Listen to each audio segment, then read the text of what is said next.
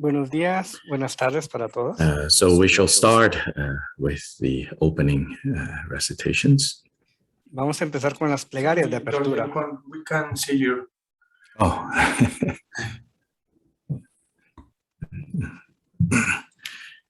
So we're going to start with the opening recitations now.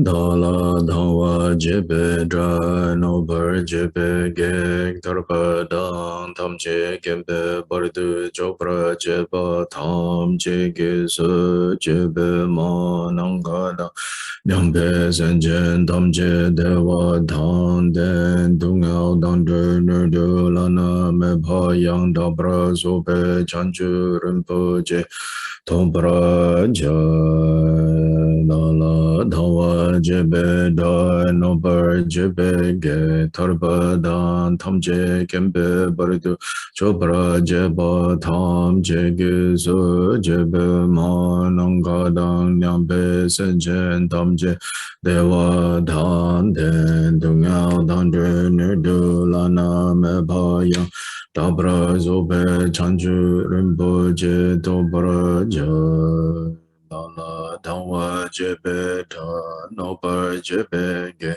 Tarba Dhan Tamje Kembe Bardu Jobra Jeba Tam Jegi So Jebe Manam Kada Nyambe Senjen Tamje Dewa Dang Den Dungyao Dangde Nerdu Lana Mebaya Dabra Zobe Janju Rinpoche Tobar De Judu Sama Geki Bardu Lunga Yisum Gewa Lago Manji Bardu Lunga Yisum Gewa Lago Du Tereng Ne Sungde Ne Ma Chanda Samji Bardu Lunga Yisum Gewa Lago Sanje Chodan Soji Chonamla Chanchu Bardu Dani Gyabsu Chi Dagi Jinsu Gebe Sonangi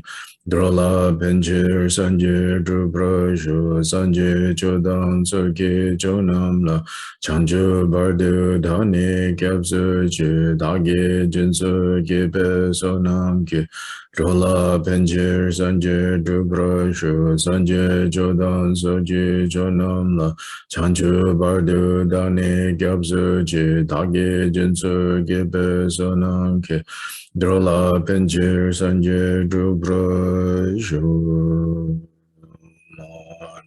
Kadang Nyampe Senjen Tamje Dewa Dang Dewe Gyudan Dempra Girje Dungyao Dang Dungyao Gi Gyudan Drawa Girje Dungyao Mebe Dewa Dhamme Drawa Girje Niding Chadang Nidang Drawa Tangyang La Nebra Girje Manang Kadang Nyampe Senjen Tamje Dewa Dang Dewe Gyudan Dempra Girje Dungyao Dang Dungyao Gi Gyudan Drawa Girje Dungyao Mebe Dewa Dhamme Drawa Girje Niding Chadang Nidang Drawa Tangyang La Nebra Girje Manang Kadang Nyampe Senjen Tamje Dewa Dang Dewe Gyudan Dempra Girje Dungyao Dang Dungyao Gi Gyudan Drawa Girje Dungyao Mebe Dewa Dhamme Drawa Girje Niding Chadang Nidang Drawa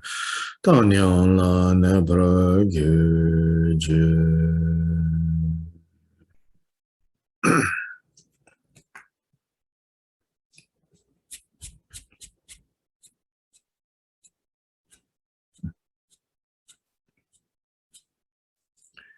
Now the 7-branch worship to be done in the different languages, in the different audio channels. Ahora haremos la plegaria de las 7 ramas. In all the worlds of the 10 directions reside the Tathagatas of the 3 times. Before each of you, lions among humans, I prostrate joyfully with body, speech, and mind.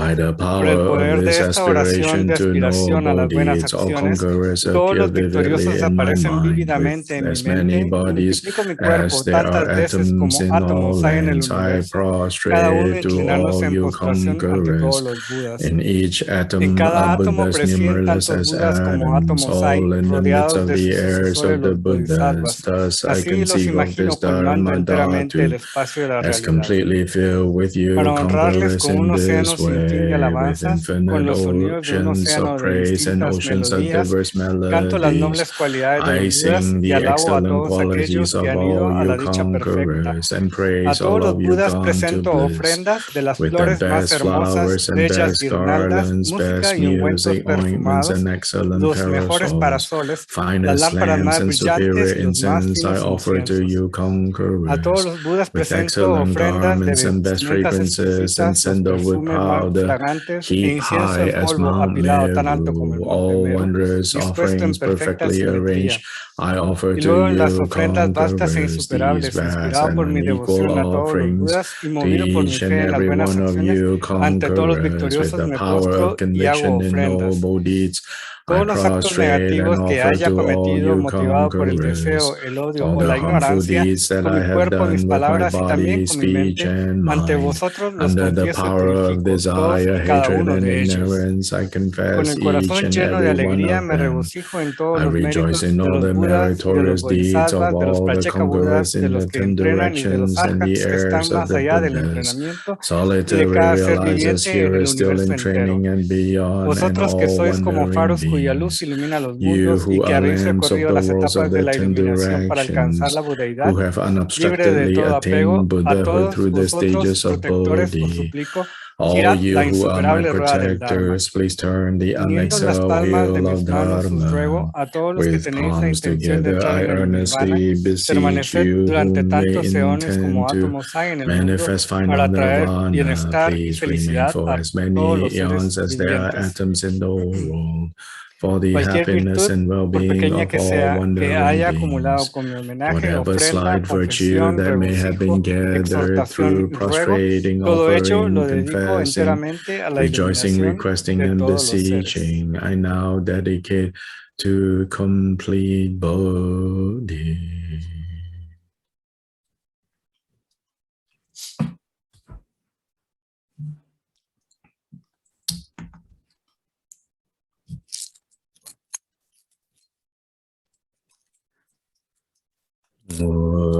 So ju buge ju she me to dra re ra len ju nin de gen pa de san je shin tu me te pu wa ye zhu gu nam da xing la ge wa shu gu sun yong zo la me zo nam la chi nang san sun de shin ni ki ju da lu long chu nang si yong she la me ju ge ngo de sa de so cho so wa dang ju jing shang pa da Jisi yirang kuzing sowa yin ke wa junse dagi jisa ba tamche sobe chanchu chirungo om guru dewa dhagini rana mandala prati jaso ha semche namgi sambada la yi jitra jita wa jijun tumon teba yi choki golo gordu so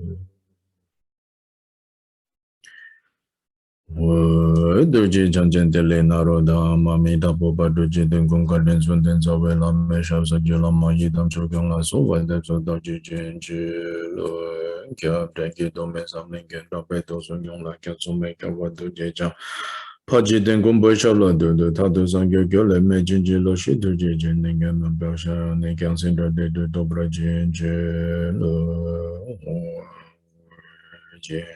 Eugene Chanson Pema Gesa Dombola Yasen Choking Odumne Pema June Shishu Godo Kando Mampu Kiki Jason Dando Gajin Jelo Jesus Guru Pema de Choking Yiki Podan Letters and Saja Cooking Omoni Ransen Chokung Osun Tonze Betsawela Meshabla so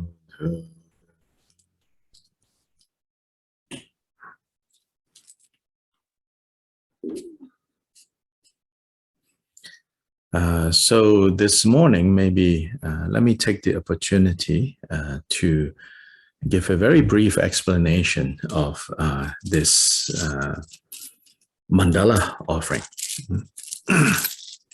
Esta mañana, permítame la oportunidad de explicarles esta ofrenda del mandala.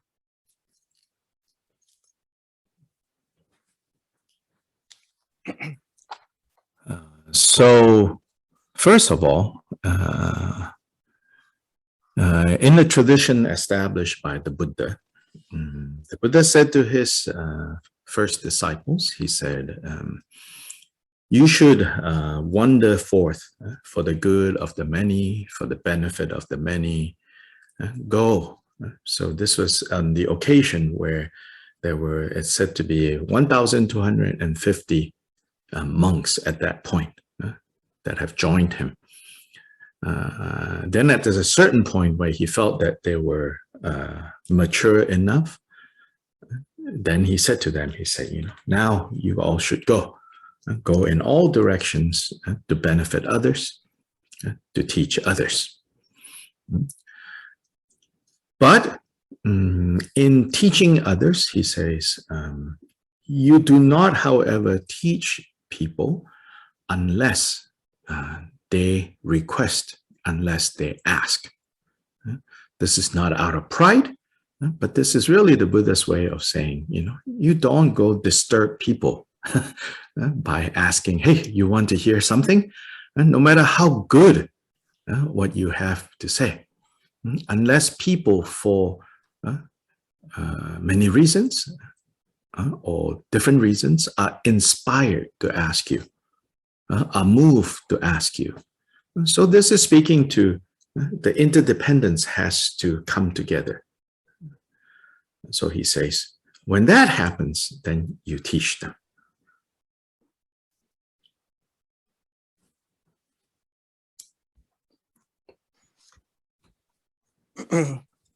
Bueno, primeramente, tradicionalmente el Buda les dijo a sus discípulos que deberían ir por el mundo haciendo el bien y beneficiar a muchos.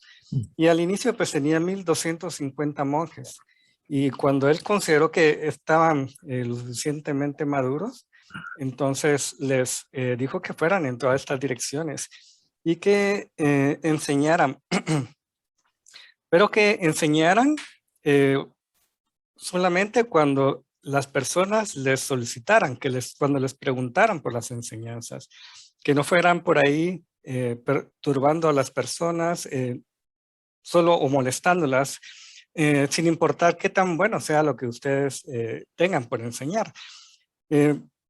Porque, digamos, las personas deberían tener una razón, deberían estar inspiradas para poder recibir las enseñanzas. Entonces, hay una interdependencia aquí en juego. So that was the basic principle. See, during the Buddha's time, there were two groups of spiritual practitioners. One group really advocated going into the forest, into the jungles, and never to be seen again. So completely cut off, no interaction with the rest of the world. The Buddha said, no, you should not do that. The Buddha praised the qualities of practicing in the jungles, in the forest, in solitude, away from busyness and all of that. But then he said, no, but you cannot cut yourself off because you need to be seen. So in part, his rule of how monks and nuns should come and receive food from the laity, that they should come and receive food from laity. That is to ensure that the monastic community and the rest of the world have some kind of interaction. But at the same time, he also said, but you don't. So the other extreme is to try to convert people. Yes, he said, you also don't do that. In fact, he says, when you're receiving food, and if people ask you, hey, what do you believe? Hey, can you tell me more about your dharma, your practice? You should say, not right now, but we live outside this town, and give directions and say, you can come in the afternoon. And we will discuss more And so he really emphasized this middle ground, right? So in this context, then, over time, what developed is a convention, a ritual form of how to request teachings. And it is in this context of the ritual form of requesting teachings that then we have this tradition of offering mandala.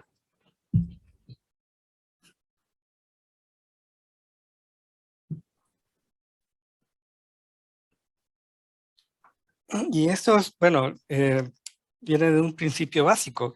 En los tiempos del Buda, pues los monjes podían ir a los bosques y, bueno, habían como dos corrientes. Una era en que los monjes fueran hacia los bosques y que nunca más fueran vistos por otros. Pero el Buda les dijo, no, tienen que ustedes regresar y tienen que interactuar con los laicos, tienen que ir y recibir comida de ellos para poder tener estas interacciones. Y el segundo era, el segundo extremo, digamos, sería el intentar convertir a las personas. De alguna manera, el Buda dice, no, lo que tienes que hacer es, bueno, si vas tú con las personas y si ellos te preguntan, pues entonces, ¿qué es lo que estás haciendo? ¿Por qué es lo que estás haciendo? ¿O por qué lo haces? Entonces, dale las direcciones para que lleguen a tu casa, bueno, a donde estés más tarde. Y entonces, ahí puedas enseñar.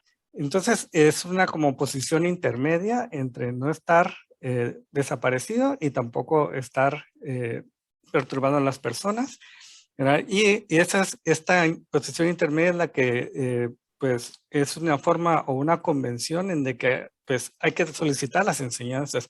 Y en este contexto es que tenemos la tradición de la ofrenda del mandala.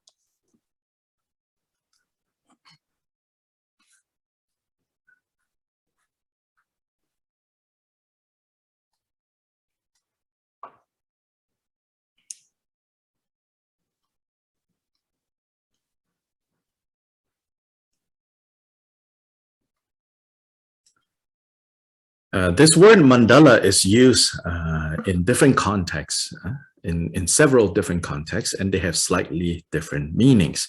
But the fundamental meaning of mandala is, as translated into Tibetan, as kinkor. Kilkor means, kinkor means center and surrounding, or center and periphery. So that's the basic meaning of mandala. Literal meaning. El mandala es usado en diferentes contextos y pues puede tener diferentes significados. Mandala dice que en tibetano es algo así como kinkol, y lo que quiere decir es el centro y lo que está alrededor del centro, la periferia. In the ancient scriptures of India called the Vedas, which the Hindus consider sacred, the Vedas. The arrangement of the verses, they are sometimes called mandala. So there, of course, in the form of books, it means like the core or the center of the book, of the particular book, and the other materials. So you have this notion, right? As texts arranged into mandalas, meaning there's a center to the text, and then there's the supporting material. So mandala in that sense. En las escrituras antiguas de los Vedas, que son textos sagrados de los hinduistas, los versos se les llama a veces los mandalas, que básicamente sería el centro, el corazón del centro del libro, y los textos secundarios serían como su periferia. Mirroring that, since the Veda mostly consists of songs and poems dedicated to different powerful gods. So then the notion also of how the gods in their heavenly realms are organized into mandalas, meaning there's a central god, then this central god is surrounded by other gods that turn up in the retinue of this god. So the gods live in these mandalas. So in this case, you could say like celestial palaces, mansions, celestial palaces, the gods and their mandala. So that's another way of using mandala. Y los Vedas consisten de canciones, de poemas para los dioses, y los dioses están organizados en lo que se llamaría el mandala, que en este caso es como el dios en el centro y su séquito alrededor del dios, y estos dioses viven en las mansiones o palacios celestiales. Entonces es acerca de los dioses y de sus séquitos, arreglados de esta manera. Then also ancient kings of India began to articulate themselves and their ministers and those in their retinue as a mandala.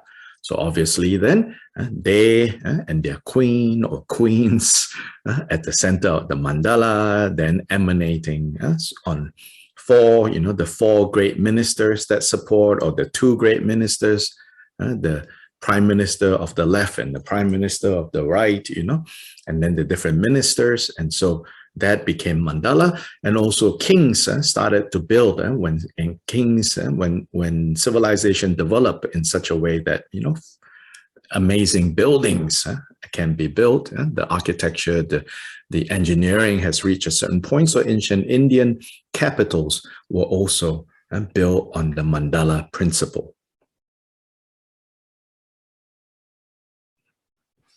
Y los reyes antiguos en la India, pues tenían también su séquito, tenían sus ministros, entonces empezaron a organizarse en un mandala donde también incluían a sus reinas, y entonces tenías a los 4 ministros a la izquierda, a la derecha, al sur, al este. Entonces el mandala se empezó a conformar de esta manera, como una organización alrededor del rey. Y entonces cuando las civilizaciones empezaron a tener unas construcciones permitidas por la ingeniería y la arquitectura, entonces se construían los palacios siguiendo estos mismos principios.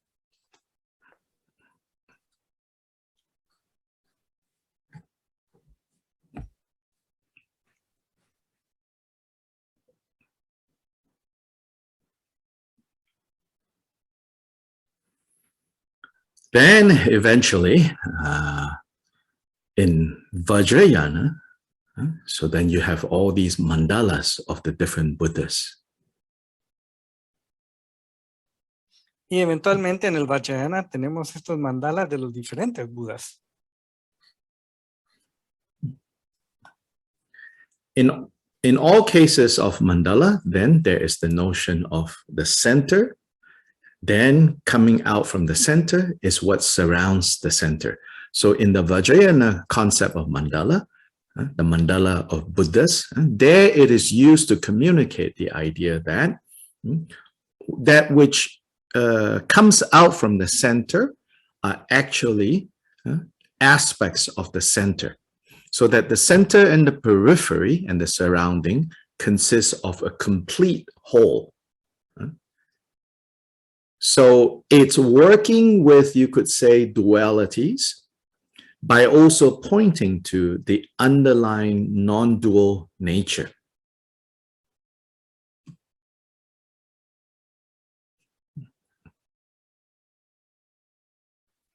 Y en todos los casos, pues... So it's basically working with dualities by emphasizing also the underlying non-dual principle.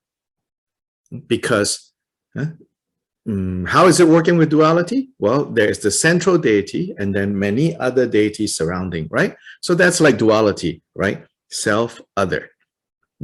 But then this self and other, in this Vajrayana mandala, emphasis on mandala, you are to recognize that that which is emanating out is emanating from the center.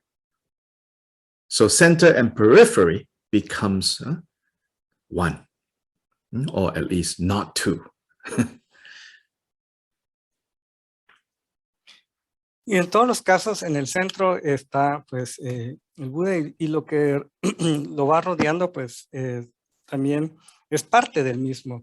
Entonces, pues el Buda, bueno, cada Buda tiene un mandala y la idea es de que, bueno, de que desde el centro los aspectos de este Buda pues emanan y pues también abarca a lo que lo rodea. Y aquí pues estamos trabajando con dualidades y también con la naturaleza no dual.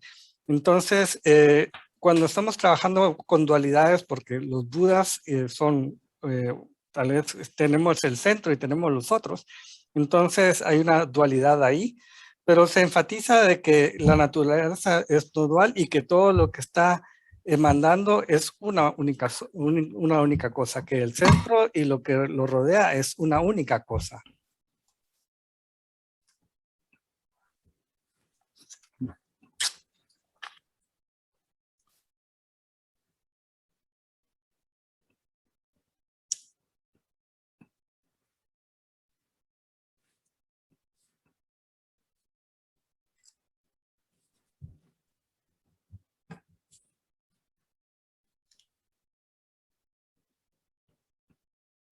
So in Vajrayana deity yoga practice, you visualize, you imagine, you experience yourself as at the center of the mandala, called the Lord of the mandala or the Lady of the mandala, and then, emanating on 4 directions are, 4 other deities. Then in the intermediate, there's 4 more, and so on and so forth.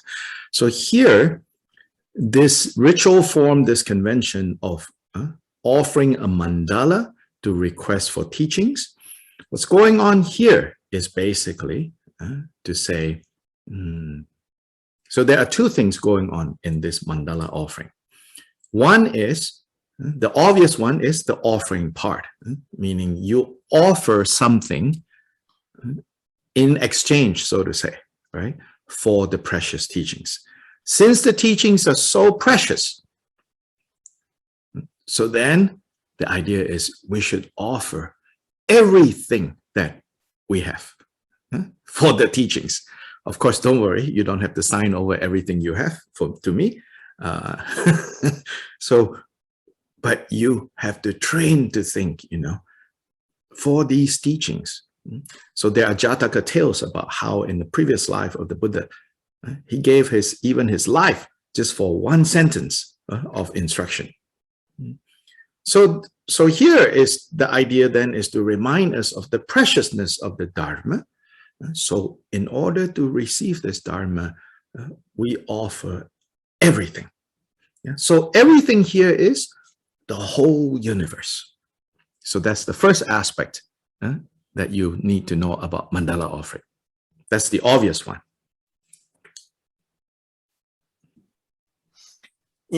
En el yoga de la deidad en Vajrayana, pues uno se visualiza en el centro del mandala como el señor o la señora del mandala. Y luego alrededor están todas las otras deidades del mandala que corresponden a la práctica. Ahora bien, en la ofrenda del mandala para solicitar enseñanzas, pues hay 2 aspectos. El primer aspecto es el ofrecer algo a cambio de las preciosas enseñanzas. Entonces, pues si son unas preciosas enseñanzas, nosotros no podemos ofrecer cualquier cosa. Ofrecemos algo que sea lo más valioso que tenemos. Ofrecemos todo lo que tenemos. Y el doctor la dice, bromeando, bueno, a mí no me tienen que ofrecer nada, no me tienen que comprometerse con darme todo. Eso no es para mí. Entonces, estas ofrendas que ofrendamos todo, básicamente puede ser inclusive como en una historia de los Jatakas, en donde el Buda en una vida anterior entregó su vida por una única, por un único enunciado, por una única enseñanza. Entonces nosotros ofrendamos el universo entero como en esta ofrenda del mandala. So the first 2 lines of this mandala offering recitation actually says that. It basically says, everything, this universe, I I offer. Now, the second principle here in this mandala offering practice is, it says, but it's not yet the best thing that you can offer if you offer even this whole universe. It's only the best that you can offer if you can offer this universe and everything in this universe, that you can offer it as a pure land. As a pure land. Which now means it's saying, only with wisdom eye that recognizes the reality of what all this is, only with that understanding can we truly offer that which is most precious. So the second part is emphasizing, you could say, accumulation of wisdom, and the first part is accumulation of merit. The first part that says, I'm willing to offer the entire universe and everything that is in it.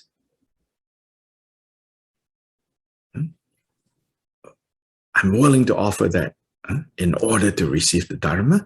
That's the accumulation of merit. The second one that says, and I visualize this, I experience this as a Buddha land, and I offer it. This is the wisdom aspect.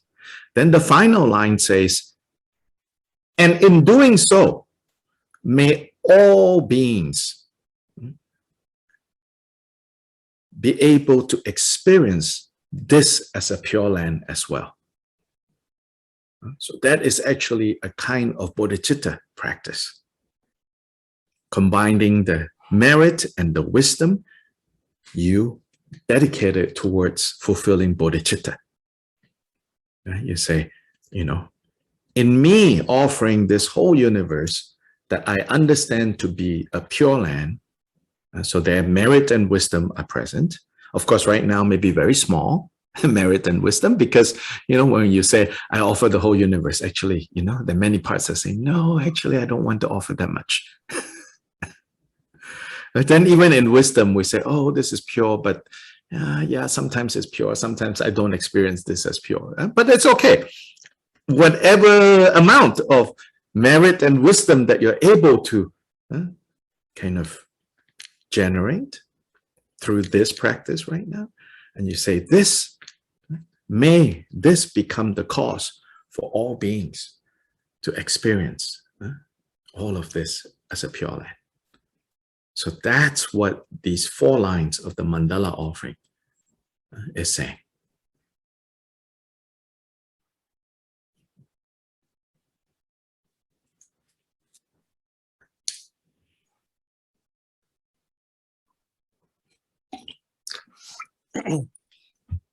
Y las primeras 2 líneas básicamente dicen que pues ofrezco este universo.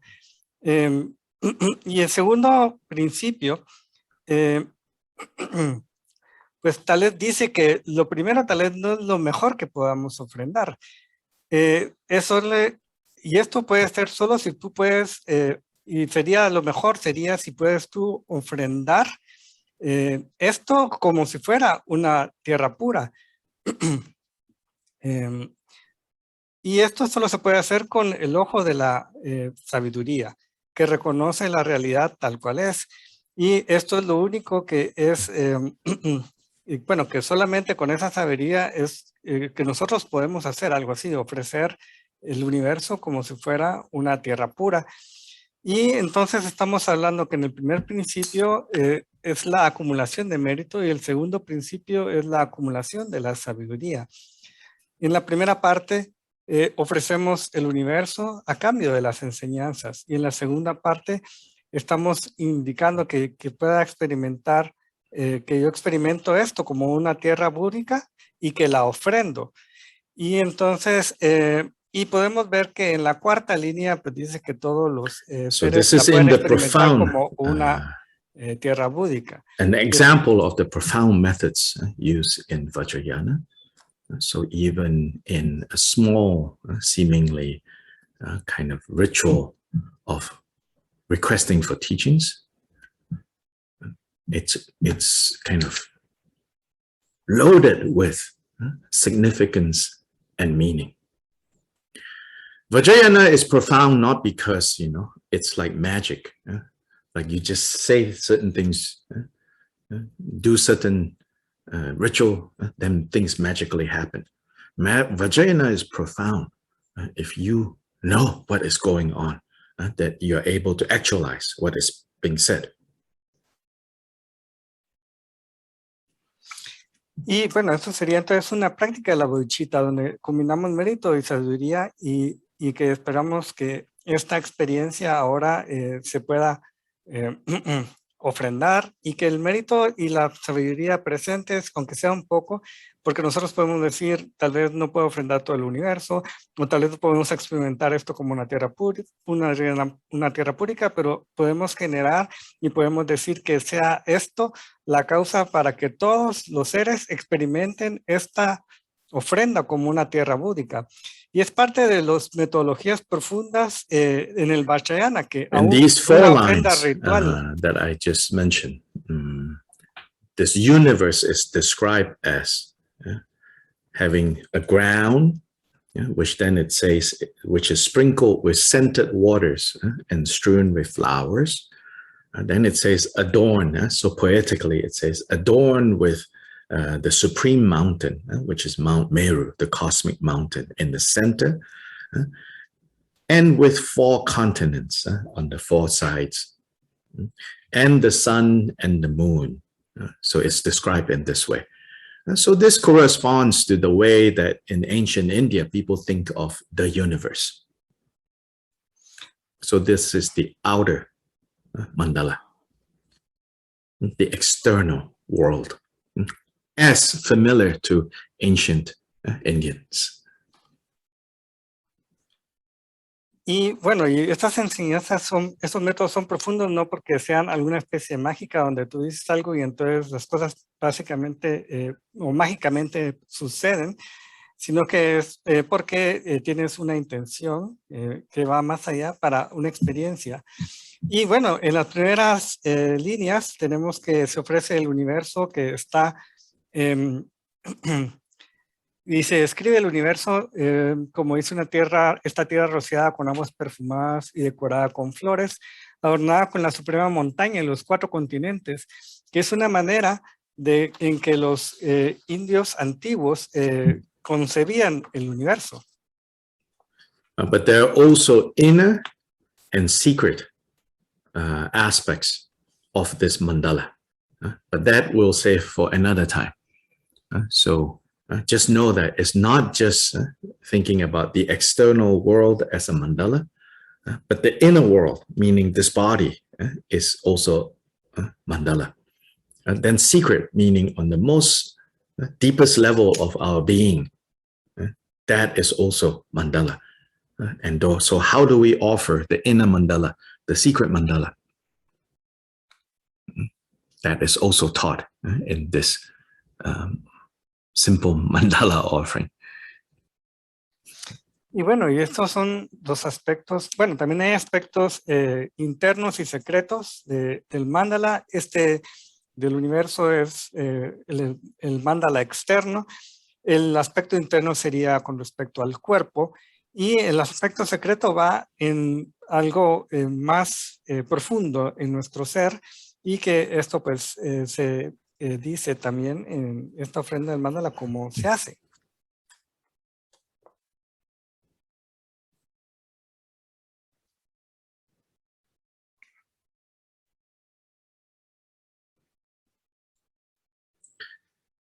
In practicing mandala offering, what we are cultivating is space, openness, openness of heart, openness of mind, openness of hand. Hand, heart, mind. Hand and heart, mind needs to be open. Y en las prácticas de la ofrenda del mandala, pues estamos cultivando la apertura, tanto la apertura de las manos, de la mano, la apertura del corazón, la apertura de la mente. Son tres cosas que necesitamos cultivar. But it's not apertura. empty open. It's not a blank openness. It's a rich openness. So the richness quality, the wealthy quality of this kind of heart mind.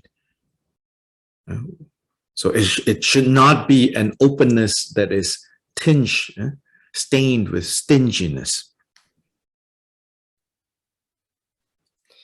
Y aquí pues estamos cultivando una apertura de riqueza, una apertura donde estamos repartiendo una cualidad de fortuna, no una cualidad de tacañería.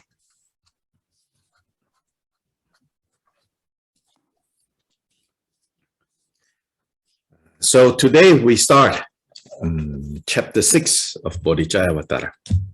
This is the chapter that has the title called Patience, or in Sanskrit is Kshanti. Patience or Kshanti. Hoy empezamos el capítulo 6 del Bodhicharyavatara, que es acerca de la paciencia, que en sánscrito se dice o se le dice Kshanti.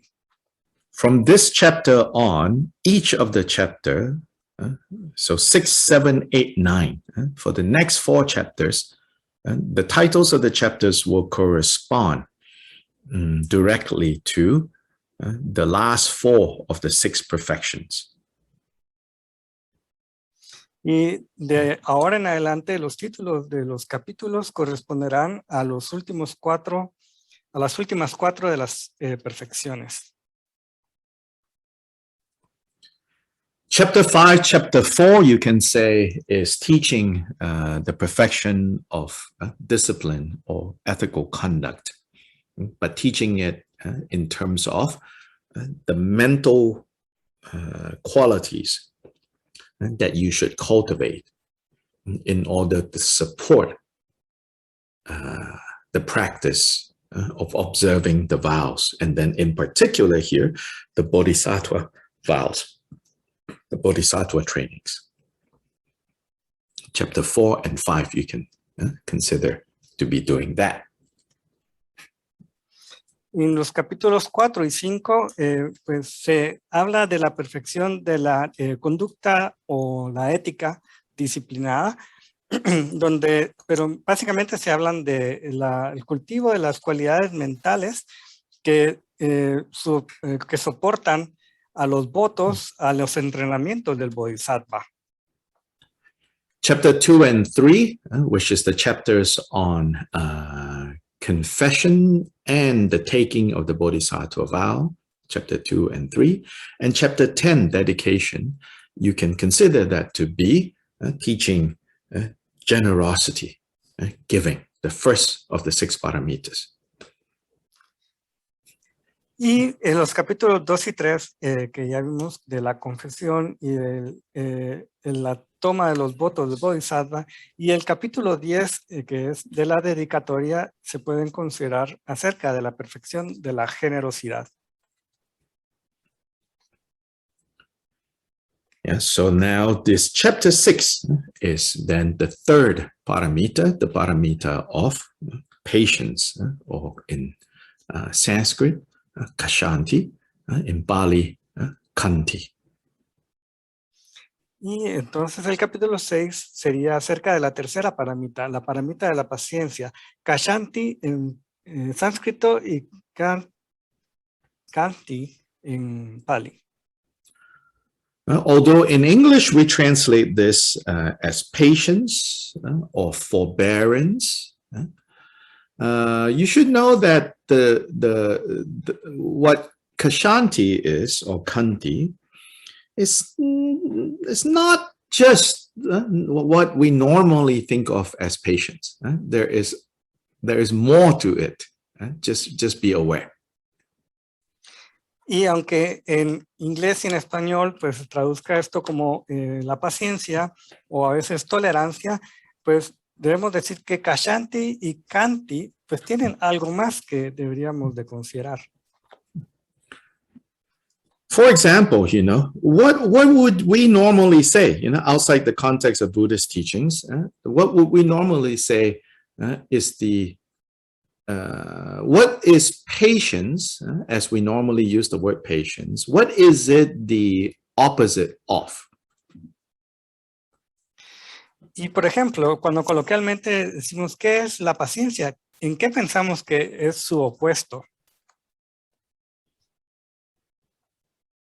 Melissa, I'm going to volunteer you to chit-chat with me. Can you unmute? Is it possible? Oh, yeah. Oh, yeah. First, I thought impatience, but then right. Well, okay, that's good. Let's start with that. We'll say impatience, right? Okay, now, what is the cause of impatience?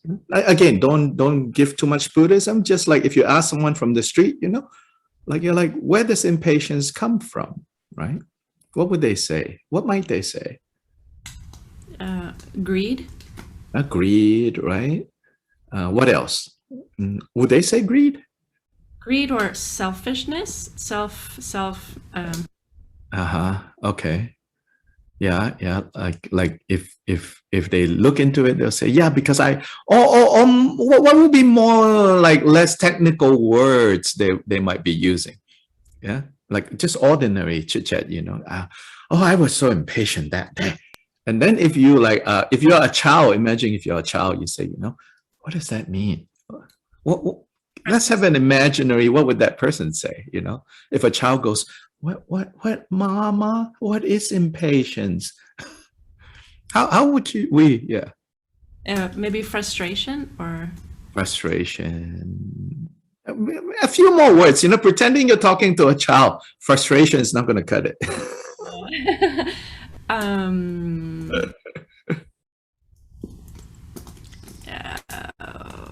I don't know, anger? Too Buddhist, Giving the party line. Imagine a child going, like, what is impatience? I can't think. I don't know. Anybody else? Now let's be childlike. Don't give me your Buddhist stuff yet. Maybe I don't want it. I don't want it? What do you mean? Yeah. Not getting what you want? Yeah, not getting what we want, yes. Not accepting the way things are. Oh man, this is getting Buddhist again. That's it. The others. Dislike. Desire. What else? Dislike, Okay, so we can say, irritation. So we can say that there's a lot of things, like that. Then we say you should have patience, right? So that's normally how we say, in the face of these scenarios, you should have patience. So patience there means you have to accept that you cannot get what you want basically right now. And you should not let not getting what you want out of control. So clearly it has something to do with at least patience as a response to not getting what we want. The response is basically to restrain yourself from getting angry, or to and that anger might come in the form of lashing out at others, or giving up and then walking off. So those are qualities related to the patience that we're talking about, but there is more to this. So the translators, you can just briefly summarize, our chit-chat in English. Y bueno, entonces, continuando con la pregunta del doctor Lai, bueno, que coloquialmente, ¿qué es la paciencia? Entonces le pregunta a Melissa, bueno, que dé alguna definición, y ella dice impaciente, y pues otros colaboraron en tratar de definir qué era la causa de esa impaciencia, como podría ser, digamos, cosas que uno no quiere, que uno no desea, y que pues tenemos tal vez frustraciones, que tenemos ira, puede ser también causada por la avaricia, por el egoísmo y muchas cosas, pero en lo que aquí tenemos pues cuando nosotros tenemos estas situaciones pues nos dicen deberíamos ser pacientes o deberíamos tener paciencia. Y entonces, en este contexto, la paciencia significa que deberías de aceptar que tienes que esperarte, que hay cosas que no están dentro de tu control y que la respuesta a esto es contenerte para que no te enojes, para que no vengas y le grites a otros o para que no te vayas, ¿verdad? Pero dentro de lo que vamos a hablar hay mucho más. Shantideva, in particular, here is going to pair anger and patience together. So here, kashanti, let's use this Sanskrit word because I think patience, at least in English, is too limiting. Yeah. So kashanti is said to be the primary antidote to anger. So Shantideva brings these two together. Here is an opportunity for us to see and gain more understanding of the nature and the forms of anger. Because also we will see that it's clearly not talking about just anger the way you and I recognize it to be, like the gross aspects of anger. He's also pointing to how anger actually can be a very silent but burning emotion. So like in Southeast Asia, every year, I think around October, November, we have a lot of smog in the air because many of the jungles are burning. This is related to illegal use of land, uncontrolled burning. So that even when on the surface of the jungle or forest, there is no fire, but deeper in the ground, there's actually burning going on. So when the season becomes very dry, it actually like a mini volcano would emerge from the ground and start burning. It's really hidden under the ground. Like the few months before might be monsoon and you're walking around on the same ground. But nobody needs to throw a cigarette 3 months later. But from underneath the ground is keeping this burning. It will kind of come up when it's all dry. So Shantideva is talking about anger even in that very subtle way. And he says that kashanti is the primary paramita we have to work on in order to overcome that anger in its most obvious way, but in fact in the most subtle way. Because the obvious anger, where does it come from? It comes from an accumulation of the subtle ones.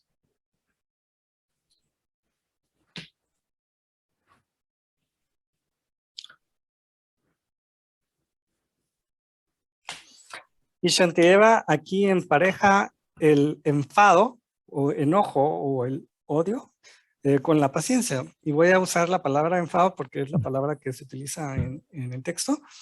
Y bueno, y en sí, el doctor Lai prefiere usar la palabra kashanti porque, bueno, es tal vez que abarca más temas. Entonces, kashanti se dice que es el antídoto principal al enfado.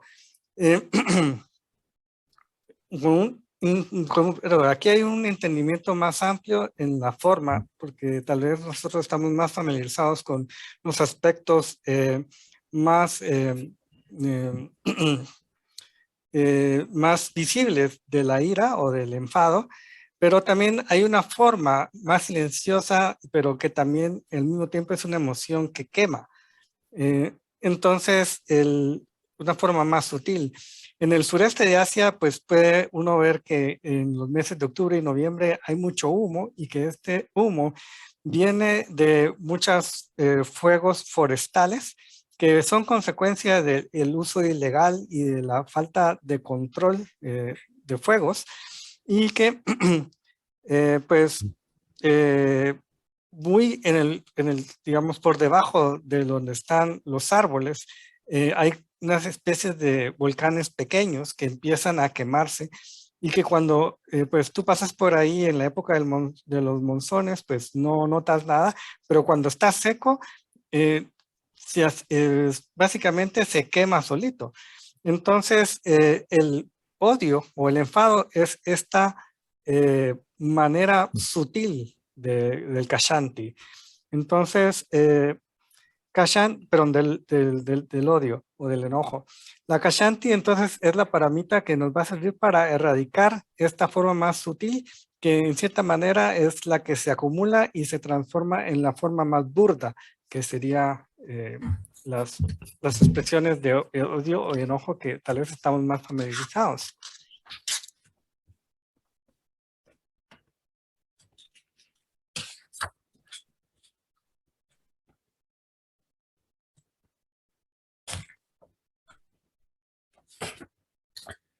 So this chapter on Kashanti, chapter 6,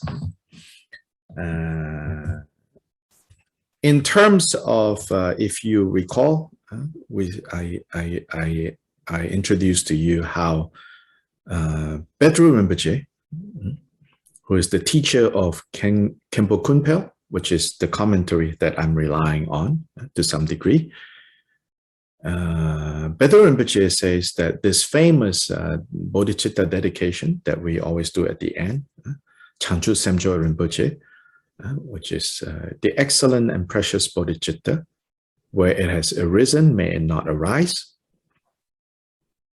Where it has not arisen, may it arise, right? And where it has arisen, may it not decline. And then the third is, and ever increase higher and higher. So where it has not arisen, may it arise. So then this famous prayer, Khenpo Pedro Rinpoche says, actually nicely summarizes Bodhicharyavatara, which is chapter 1 to 3. Chapter 1 is excellent and precious bodhicitta. Right? Chapter 1 talks about why bodhicitta is excellent, why bodhicitta is precious. Chapter 2 and 3 is where it has not arisen, may it arise. Then chapter 4, 5, and 6 is the third one, which is where it has arisen, may it not decline, may it not be weakened. So this chapter on Kashanti is part of, is the last chapter under the category of how to use this to make sure that the bodhicitta that has arisen, and when it first arises, it's a little weak, or actually when you're first motivated for it to arise, it might arise strong, then over time it kind of becomes weak. Patience. And the last chapter, vigilant introspection, and the chapter before, carefulness. These three is to protect our bodhicitta from weakening.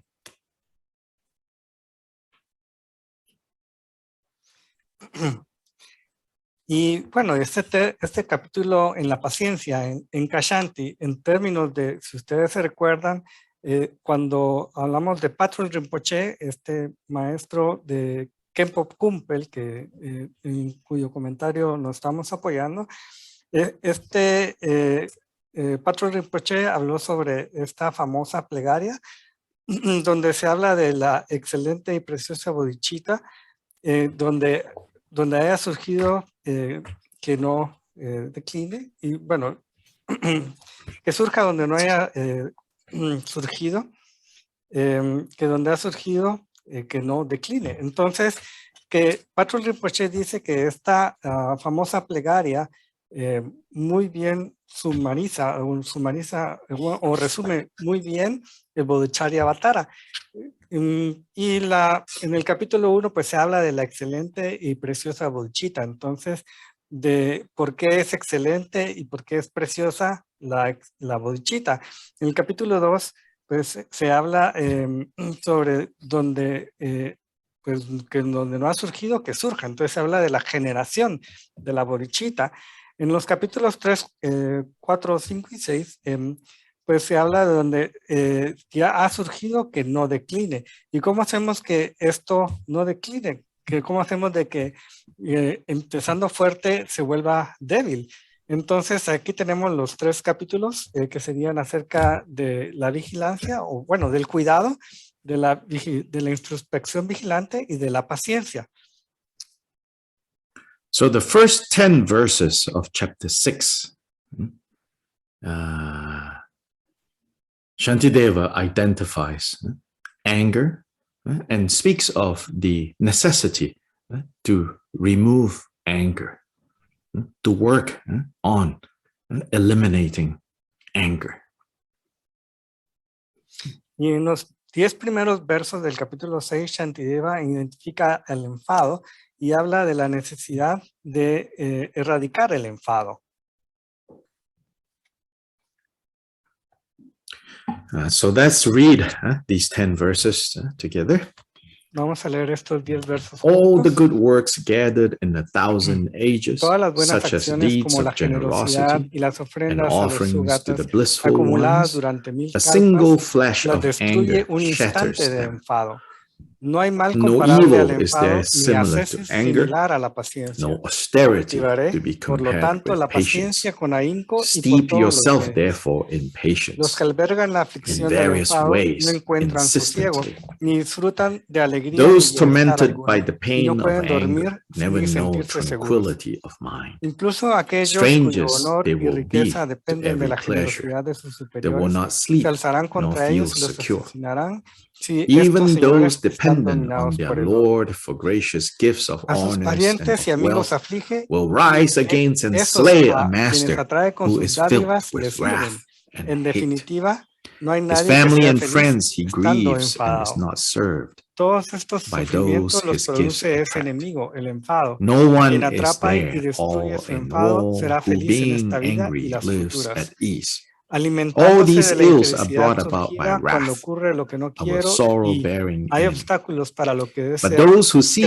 crece el and enfado crush their y me anger destruye. down Por lo will tanto, he find de their joy erradicar in lo que this and sustenta future a mi lives, enemigo, a ese getting que what no I do tiene not otro want propósito más que and el all de that dañarme. hinders my No desire. dejaré que In nada de discontent, lo que my pase altere anger la alegría finds de mi its mente, fuel. pues siendo infeliz no From conseguiré it mis grows, deseos y from degenerarán this mis it méritos. grows and beats me Si tiene down. remedio, ¿qué Therefore razón I hay will para estar utterly abatido? destroy the Y si sustenance no lo of tiene, this, my ¿en qué enemy, beneficia les consuelo? my foe who has no other purpose but to hurt and injure me. So come what may, I'll not upset my cheerful happiness of mind. Dejection never brings me what I want. My virtue will be warped and marred by it. If there's a remedy when trouble strikes, what reason is there for dejection? If there is no help for it, what use is there in being glum? That this last one is very famous. It has been translated and adapted in different forms. This last one, and His Holiness Dalai Lama tends to remind people of this last verse. He says, "This is very helpful." He says, to insert into difficult situations to give rise to some understanding. Este último verso es muy famoso, que dice, si tiene remedio, ¿qué razón hay para estar abatido? Y si no tiene, ¿en qué beneficia el desconsuelo?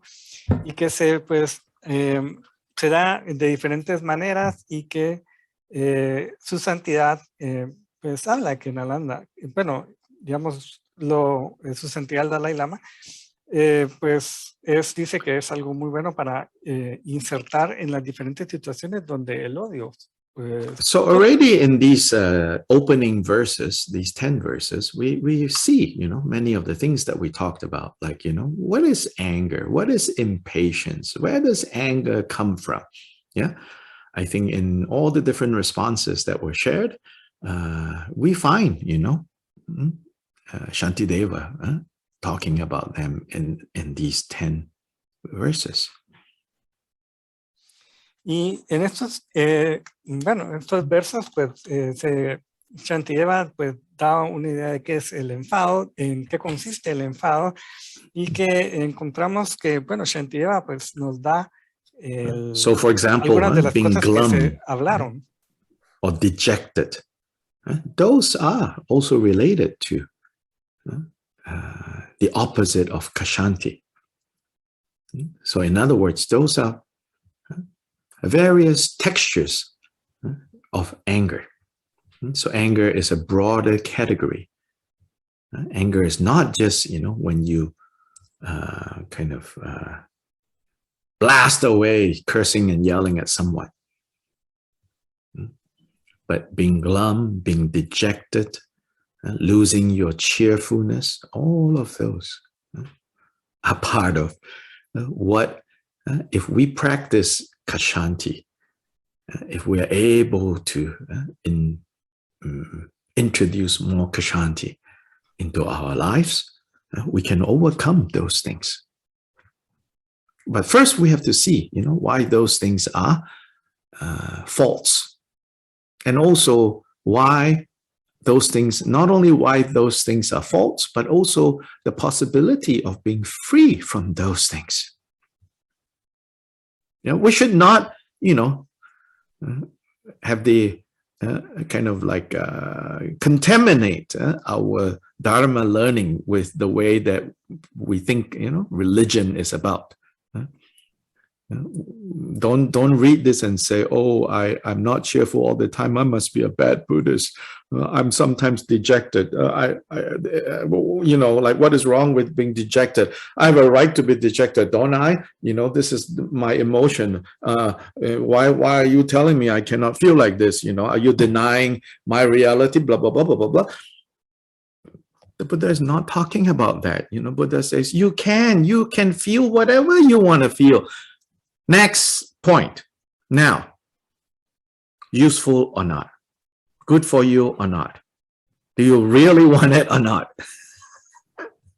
That's what he's pointing to, yeah? He's not judging you. He's just saying, can you see? This is so ridiculous. First point. Second point, can you see? It's not that hard if you want to let them go.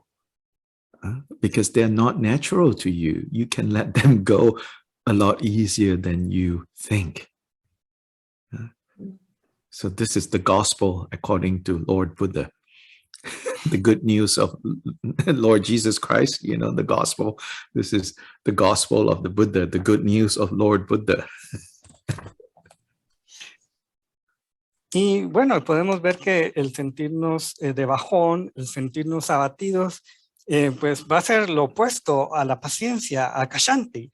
Y pues, hay diferentes aspectos del enfado en los que nosotros tal vez no lo reconozcamos, pero el sentirnos con muchos ánimos, de sentirnos abatidos, en sentir que hemos perdido la alegría, pues nosotros podemos reconocer estas definiciones que Shantideva va a dar. Y además, pues, pues también aquí también Shantideva nos expone no solo cuáles son estas fallas y por qué estas son fallas, sino que también a la posibilidad de estar libre de estas faltas o fallas. Pero también tenemos que pensar que no debemos contaminar el Dharma, o digamos, estas instrucciones, pensando de que debo ser un mal budista si me siento mal, si me siento abatido, si me siento de bajón.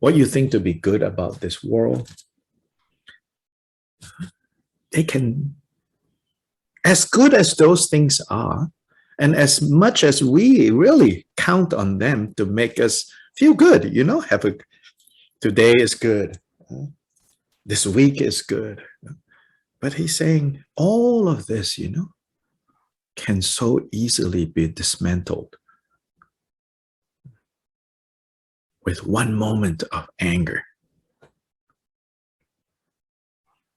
I think for us, it's more useful to look at it this way, you know, rather than this kind of merit can be destroyed. This kind of merit maybe can destroy, maybe cannot. This kind of merit definitely cannot be destroyed, you know. That we can learn about later.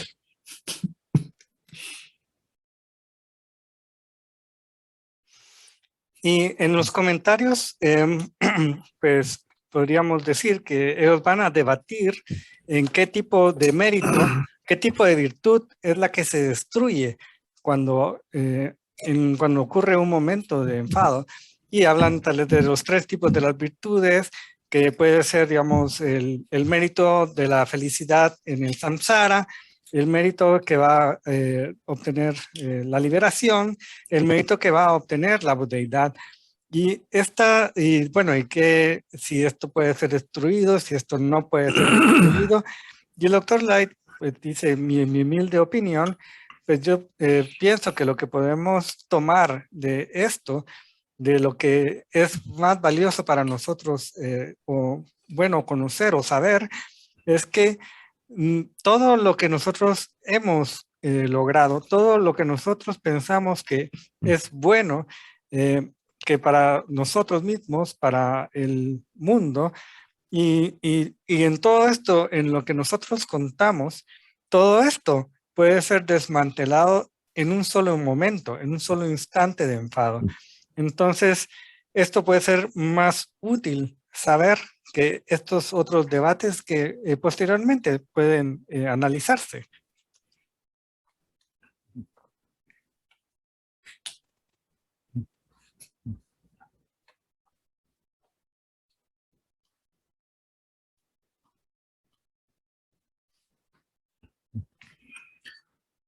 This no need to translate because it's not Dharma, just some details of what I noticed. There was some question about those forest fires in Southeast Asia.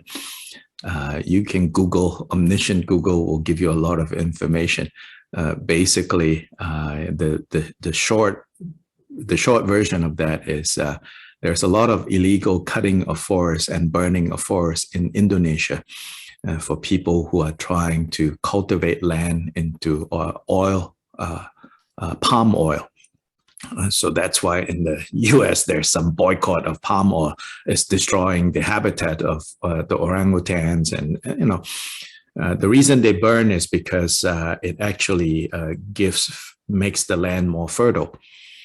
But then the problem is that burning goes uncontrolled. And so from there, the smog that then chokes the air in Southeast Asia.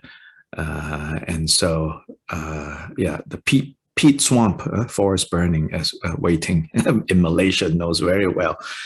The karma of that is that although it's happening in Indonesia, many of the owners of these land and doing these things are from Malaysia and Singapore.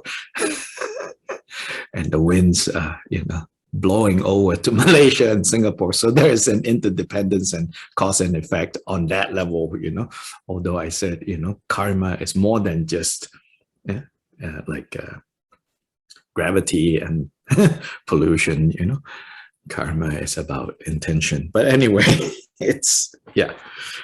So here, you know, Shantideva says, a single moment of anger can destroy so much that you cherish, so much that you have built up. So then he goes on to say, no evil is there similar to anger. To me, like this second line, right? The second verse, to me again, just to kind of show you my arrogance. To me, this like second verse kind of renders all these discussion about what kind of merit can be destroyed, what kind of merit cannot be destroyed. You know, anger is danger over here, not dangerous over there. But hey, second verse says, you know, no evil is there similar to anger. Nothing can do so much harm. And the opposite, no austerity to be compared with patience. So nothing is as destructive as anger, and therefore nothing is as productive. Austerity here is not just austerity for the sake of austerity. It's in the Indian context, in the ancient Indian context, this is called tapas. Tapas is a type of austerity, spiritual austerity, that gathers up energy, that gathers up power. So he says, in a way, he's saying, you know, there's nothing as dangerous as anger, but there is also nothing as powerful as cultivating Kshanti.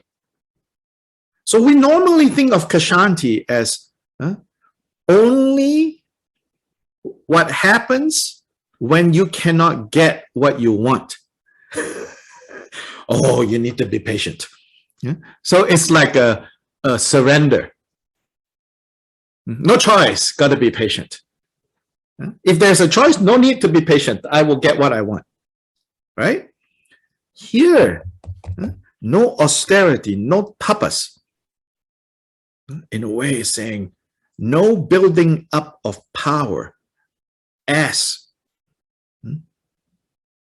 good as cultivating Kshanti. Steep yourself, therefore, in Kshanti in various ways. So there are many ways, many aspects of Kshanti, and insistently on all occasions, keep working on Kshanti, because this is real power. This is real tapas.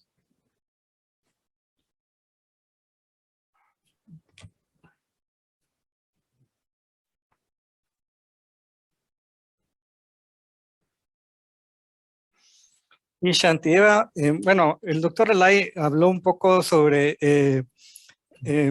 porque están preguntando algo sobre los fuegos ahí en el sureste de Asia que él habló, entonces él explicó, dice que no lo traduzcamos. Y regresando al texto, dice Shantideva, que en un solo momento puede destruir muchas cosas. En el segundo verso dice que no hay mal comparable al enfado. Y bueno, y aquí tal vez en mi arrogancia, dice el doctor Lai, bromeando un poco, que pues también se puede regresar a decir, bueno, que este debate de qué tipo de mérito se puede destruir, si algo se puede dañar o no. Entonces, que realmente pues aquí pues todo eso ya no tiene mucho que ver cuando miramos esta línea y decimos que no hay mal comparable al enfado, ¿verdad? Porque nada puede hacer tanto daño como el enfado. Y en la segunda línea dice, ni ascesis similar a la paciencia. Y aquí ascesis o austeridad, pues se refiere como a una, bueno, como a prácticas que son necesarias o determinadas para el generar virtud, y también para, digamos, que tienen también una capacidad de generar un poder, ¿verdad? Entonces, podríamos decir que nada es tan peligroso como el enfado y nada es tan poderoso como Kshanti, como la paciencia.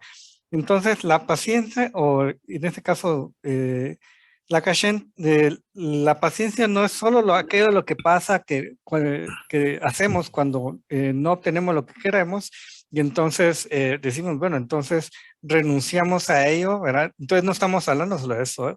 Estamos hablando de algo que tiene una capacidad, un poder. Entonces no hay ninguna ascesis o papas en sánscrito que pueda construir un poder tan grande como la paciencia, Kshanti. Y en muchos aspectos, pues básicamente hay que irlos construyendo, hay que irlo trabajando en una forma consistente porque no hay nada más poderoso que Kshanti. Yes, an aspect of Kshanti is acceptance. But Shantideva, I believe, in this chapter wants us to see that it's more than acceptance, because acceptance have the connotation of like passive acceptance. No choice, I have to accept. No, he wants us to be able to see that Kshanti is actually a type of power.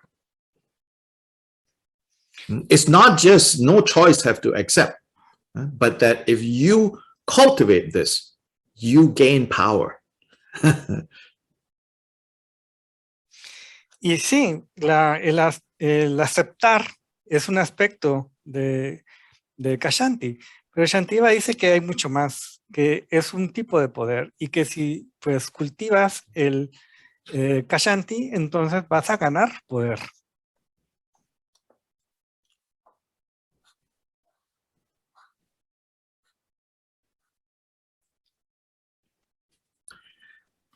Yeah, so now in verse 3, he tells us, he reminds us the faults, meaning, why anger is so undesirable.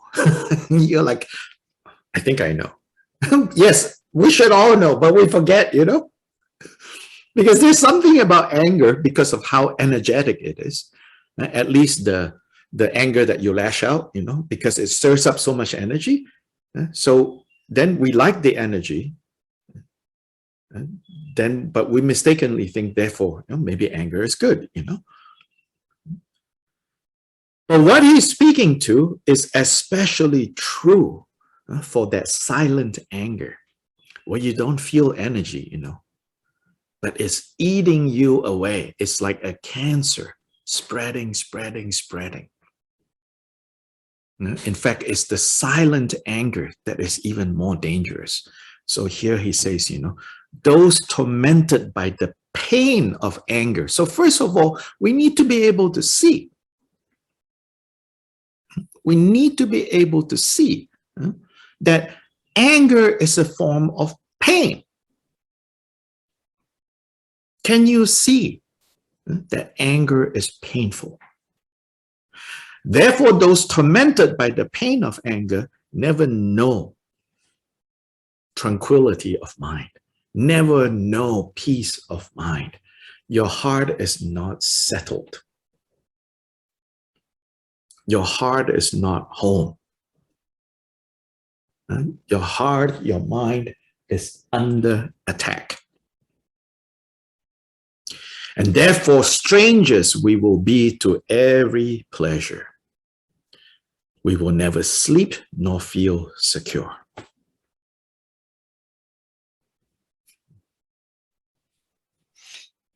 Y ahora el verso 3, pues... I'm reading in part from my translation that I have. El verso 3 pues nos recuerda que las fallas, ¿verdad? ¿Por qué es tan indeseable el enfado? Y bueno, dice, los que albergan el enfado, la aflicción del enfado no encuentran sosiego, ni disfrutan de alegría ni bienestar alguno, y no pueden dormir ni sentirse seguros. Entonces, pues nosotros sabemos por qué es tan indeseable el enfado. Tú sabes, yo sé, ¿verdad? El enfado es como una especie de energía y que a veces cuando se desata, pues a veces nos gusta esa energía y de alguna manera errónea la consideramos como algo bueno. Pero también tenemos esta otra energía silenciosa que nos come como un cáncer, que se va también diseminando como un cáncer y que es más peligrosa. Entonces, esta es una energía que, y bueno, y aparte dice, aquellos atormentados por el dolor, ¿verdad? Pues no encuentran, pues se habla de que debemos ver que el enfado es una forma de dolor y es muy doloroso. Y que tampoco nuestro corazón va a estar tranquilo, va a estar bajo ataque, va a sentir extraño cualquier placer.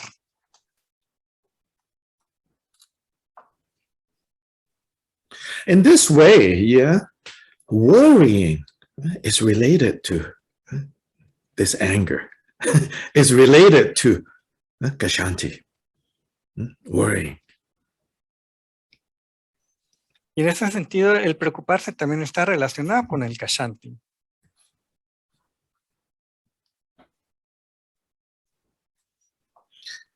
So when we are under the power of anger, you know, then sleep is not so easy. Even food that otherwise would taste right doesn't taste right. Temperature that otherwise would be comfortable is not comfortable. Clothing that feels good and protective doesn't feel right. All of that, once we come under the power of this, whether loud or quiet anger, things are just off. Y cuando estamos bajo el poder del enfado, el dormir no es fácil. La comida que normalmente nos sabría bien, no sabe bien. La temperatura no se siente bien, no se siente cómoda. La ropa que de cualquier otra manera nos quedaría, nos sentiría bien, pues tampoco se siente bien. Y esto es bajo el poder del enfado. And we even suffer so much, you know, especially. So later we will see more and more. We suffer so much from like having very strong opinions. This is right, this is wrong. People should behave this way, people should not behave that way. Yeah, of course. There is right and wrong in this world. Don't get me wrong. There is. But if you are walking around with that in your head and going about your day, picking up anger, growing your anger because the guy did not turn the right way, or that person did not put the trash in the right place. These things, you know, will the world be a better place if we all put trash in the right places and put recycling in the right bins? Of course. But if you walk around upset that they're not doing the right thing, she's not doing the right thing, he's not doing the right thing, or what he's doing is so inconsiderate to me, so much dukkha. Like now, you know, all these unvaccinated people, or if you happen to believe the other things, all those vaccinated people, you know, this is the problem, that is the problem. If we walk around carrying all of that, so much suffering.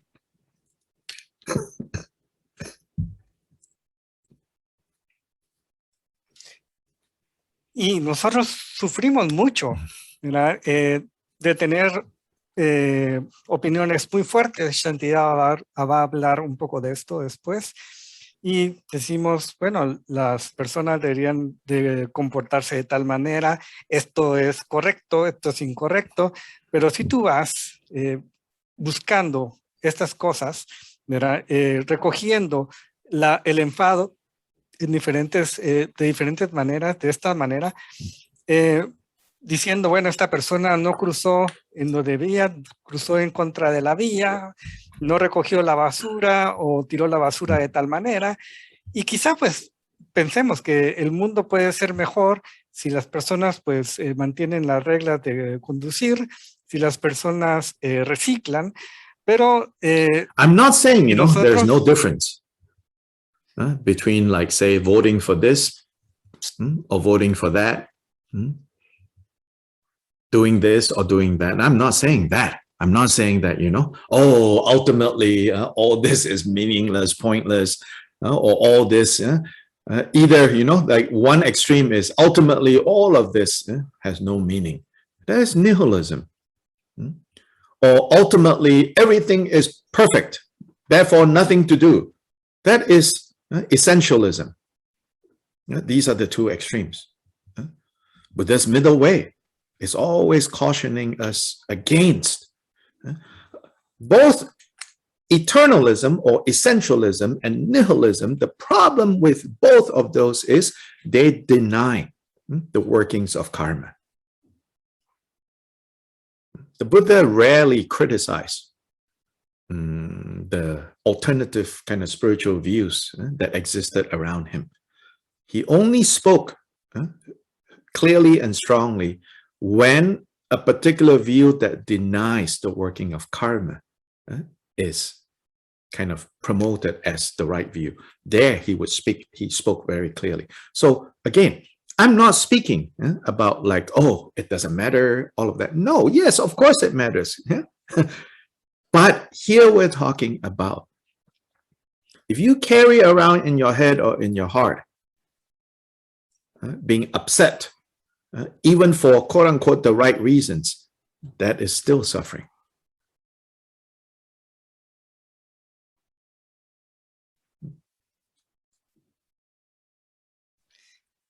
Y pues bueno, entonces no es de que, por ejemplo, si nosotros votamos de una manera o de votamos de otra, pues básicamente, o que tampoco estamos diciendo de que todo esto no sirve porque, bueno, no importa, entonces no hay nada que hacer, que sería una manera de ser nihilista, o decir que todo está muy bien, que también es una manera de ser, que es el ser eternalista.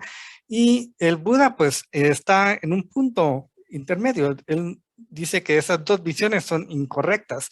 Y básicamente porque de estas visiones niegan el funcionamiento o la operación del karma.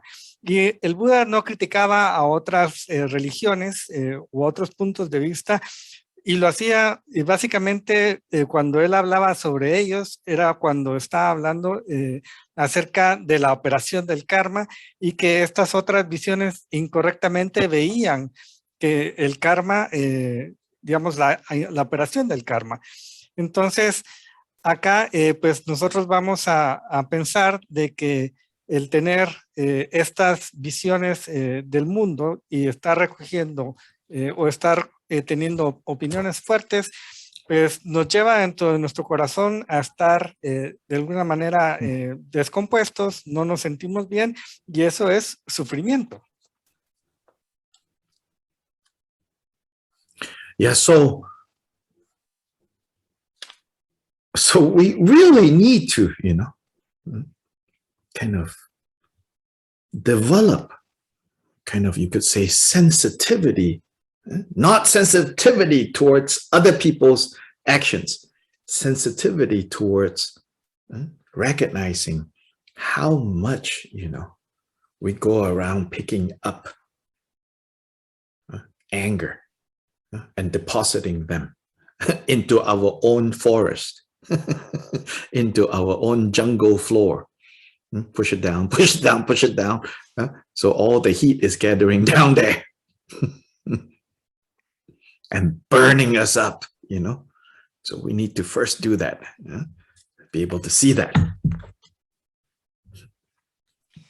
Y pues en realidad necesitamos desarrollar una sensibilidad, pero una sensibilidad que no esté orientada a las acciones de otras personas, sino una sensibilidad orientada hacia qué tanto enfado vamos nosotros recogiendo, y que nosotros vamos apilando y guardando en los suelos de los bosques, y que luego van a quemarse.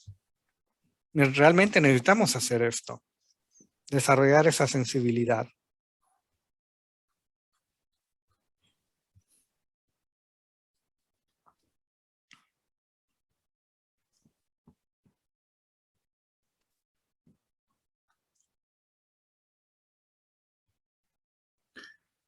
Verse 4 and 5. Shantideva used an example, you know, that's relatable to his times, where there are these powerful lords, you know. Back in his time, you know, there are very few wealthy and powerful people But those few wealthy and powerful people, they are very wealthy and very powerful. Yeah? So he's saying here, he says, like even those who are reliant on a powerful Lord providing for them, in terms of providing them some power, providing them food, providing them safety, providing them protection. So in other words, even for those who are reliant on someone powerful for their safety and existence, if that powerful person acts in a way that is tyrannical, acts in a wrathful, angry way, even those who are dependent on them, at their first opportunity to get rid of this person will be gotten rid of. Y en versos 4 y 5 pues son ejemplos relacionados con los tiempos de Shantideva, en los cuales existían estos muy pocos señores que eran poderosos y también muy ricos, y que pues dice incluso aquellos cuyo honor y riqueza dependen de la generosidad de sus superiores, y dependen de la generosidad porque ellos les proveen poder, les proveen comida, les proveen protección. Entonces estas personas dependen mucho de estos señores, pero dice que si estos poderosos señores actúan en una manera tiránica o con ira o con enfado, entonces estos sirvientes en la primera oportunidad que tengan se deshacerían de ellos.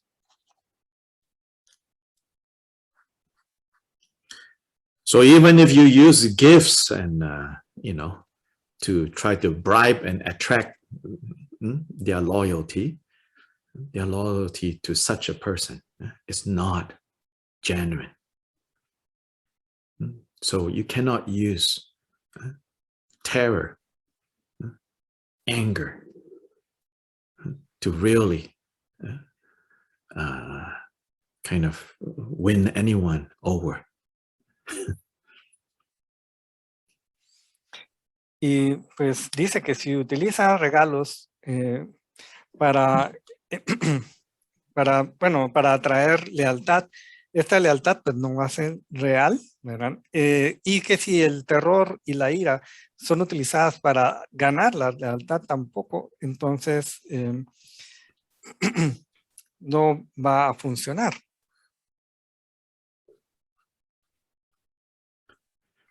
Of course, these days, and not just these days, but especially these days, because it's a lot easier to do this. In the past, there are also these kinds of people, but these kinds of people can only do it when they're face-to-face with others. But now there's social media. You can reach, someone in Alaska, even if you're in Malaysia, and get them to join you. What am I talking about? These days, there are people who use anger and wrath, and they go collect other angry and wrathful people and teach and encourage them to be angry and hateful to a particular group of people over here, a particular group of people over there. So it's very invigorating, but be careful how we get recruited into this cult of anger and indignation and, putting blame on everybody else. The world is wrong because of you.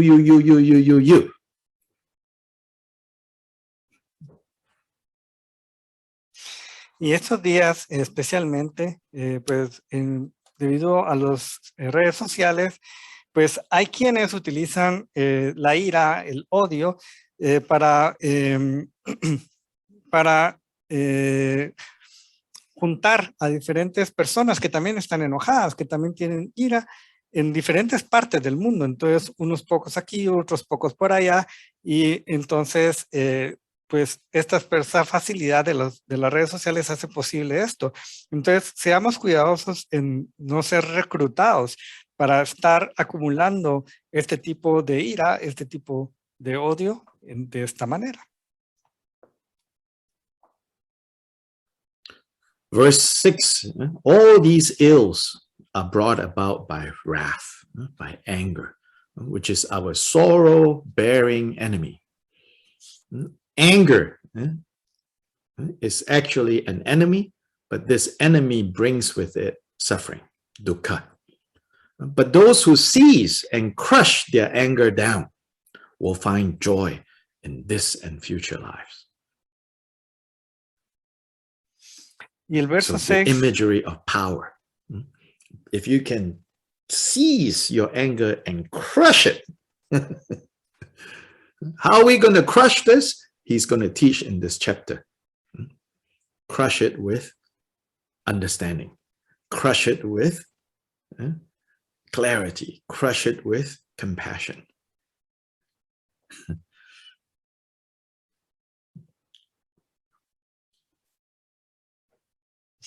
y en el verso 6, donde dice todos esos sufrimientos los produce ese enemigo, el enfado. Quien atrapa y destruye su enfado será feliz en esta vida y las futuras.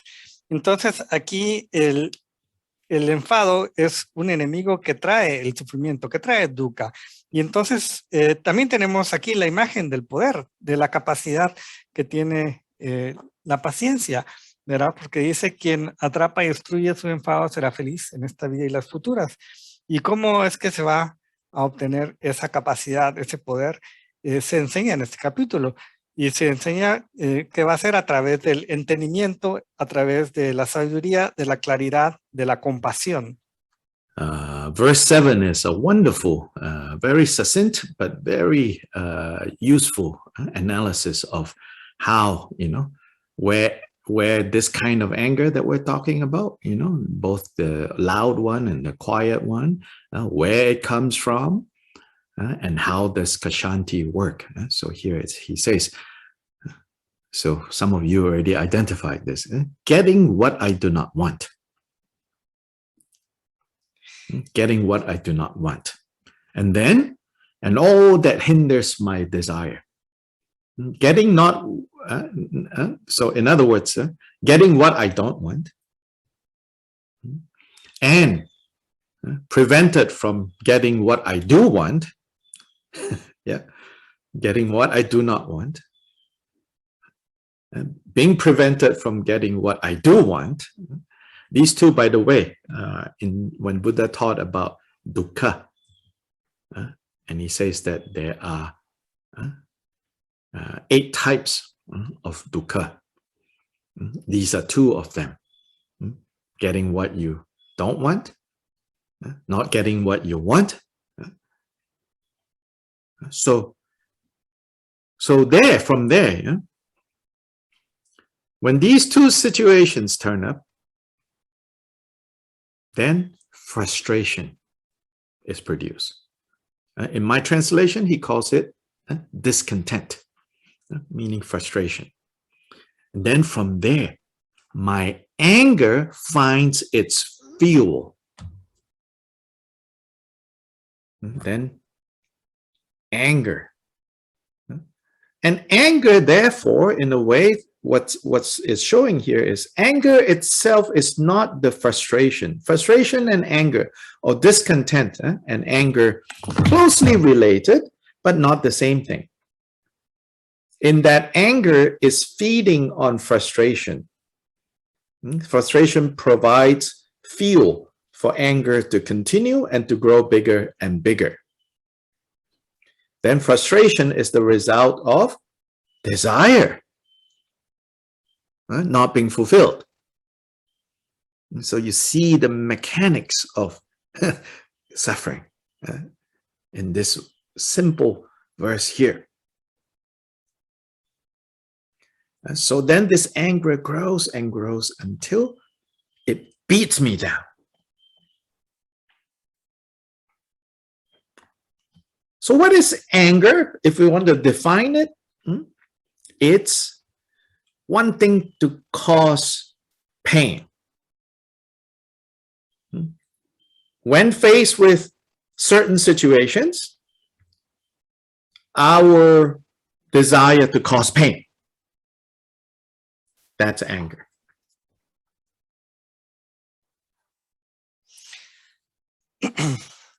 Y So that feeds on frustration. Frustration is a product of desire.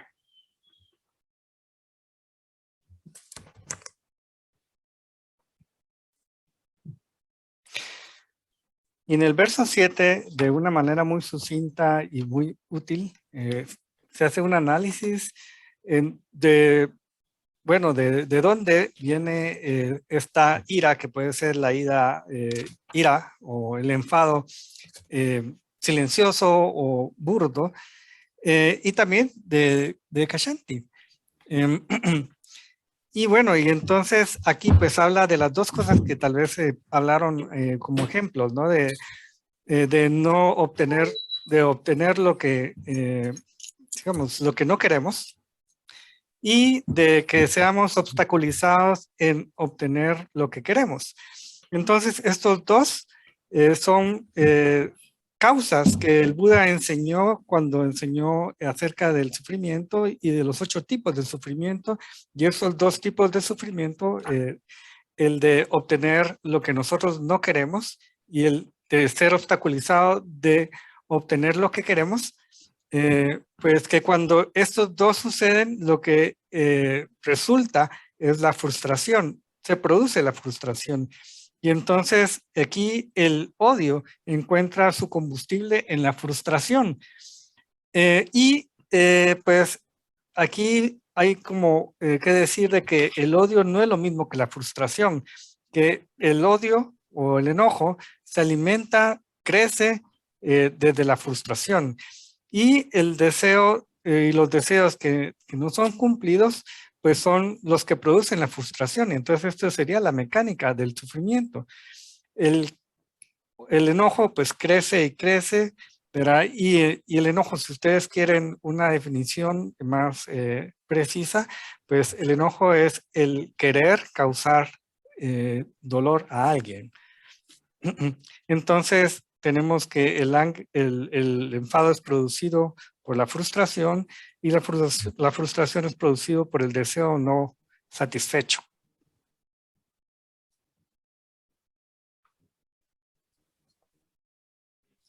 So verse 8 says, therefore I will utterly destroy this sustenance. This sustenance that keeps my enemy going. And what's my enemy?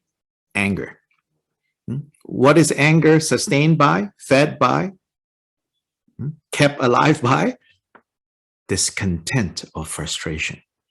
Where does discontent or frustration comes from? Desire.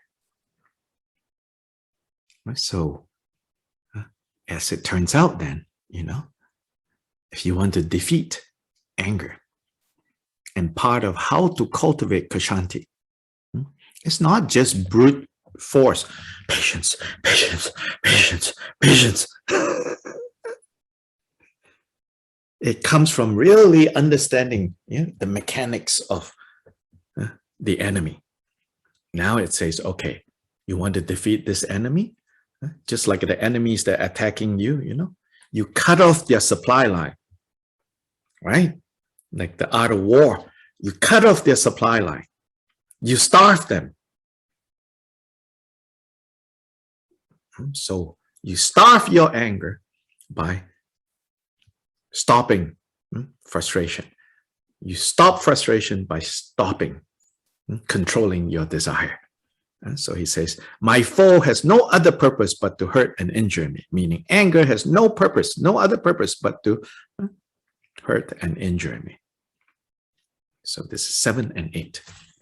These 2 verses, really beautiful.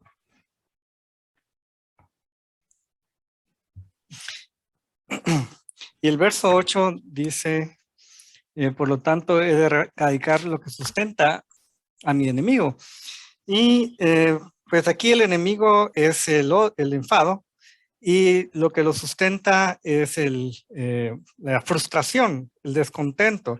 Y lo que causa el descontento o la frustración es el deseo. Así que si quieres derrotar al enfado, que sería la práctica de Kashanti, entonces no es acerca de el restringirse y decirse, bueno, entonces ahora no me voy a enojar, voy a quedar tranquilo, no voy a hacer nada, sino que lo que quieres hacer es, si quieres destruir el enfado, entonces debes cortar la línea que lo sostiene. Tienes que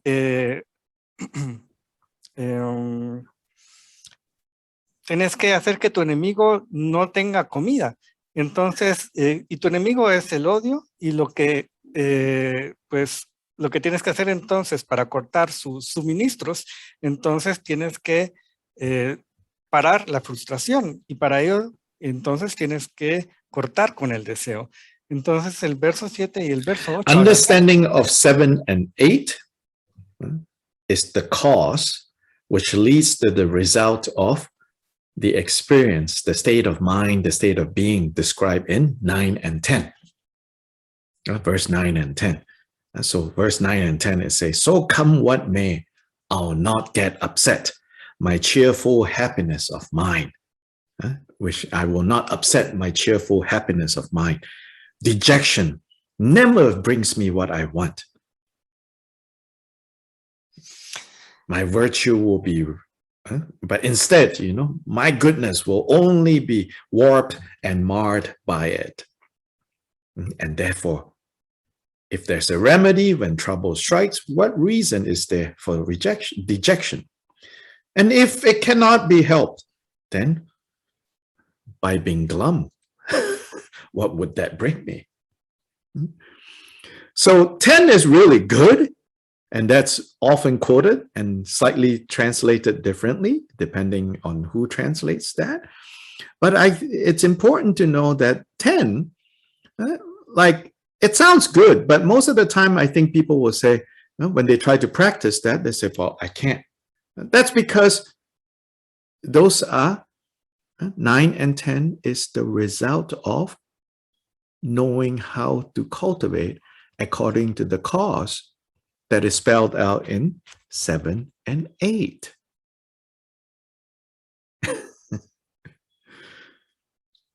In fact, I have experienced before where, you know, someone reads the quotation on 10 and they felt very annoyed with me. They say, you say things like that because, you know, things are going well for you. And that you are minimizing my suffering. Yes, it can sound like that, you know, 10. But 10 is actually the result. And 9 too. 9 is not quoted so popularly. But 9 and 10 is the result of cultivating 7 and 8. This is really important.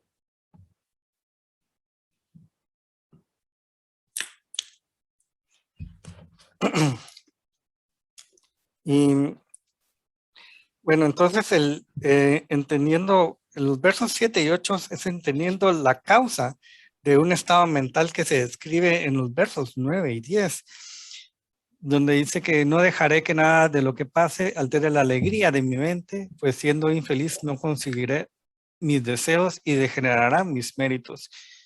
Y si tiene remedio, ¿qué razón hay para estar abatido? Y si no lo tiene, ¿en qué beneficia el desconsuelo?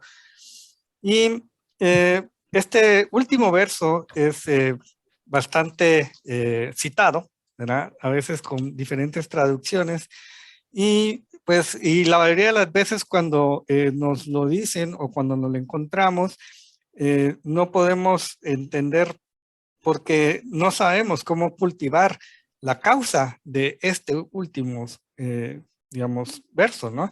Que es lo que se da en los versos 7 y 8, en donde se describen cuáles son las causas.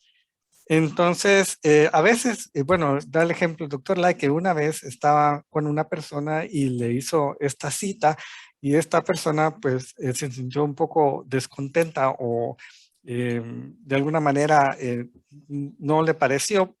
Decía de que, bueno, tú dices esto porque las cosas se están yendo bien, pero yo no. Entonces, como que tratas de minimizar mi sufrimiento y a mí no me están yendo bien las cosas.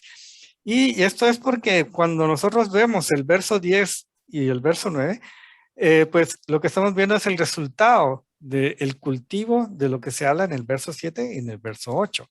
Entonces no se puede ver de una manera separada. The popular translation of verse 10 is, if the problem can be solved, you know, what is the point of worrying? And if the problem cannot be solved, yeah, no amount of worrying is going to solve it. Yeah, so that's like a very popular translation of verse 10 is like that. Yeah, if the problem can be solved, what's the point of worrying?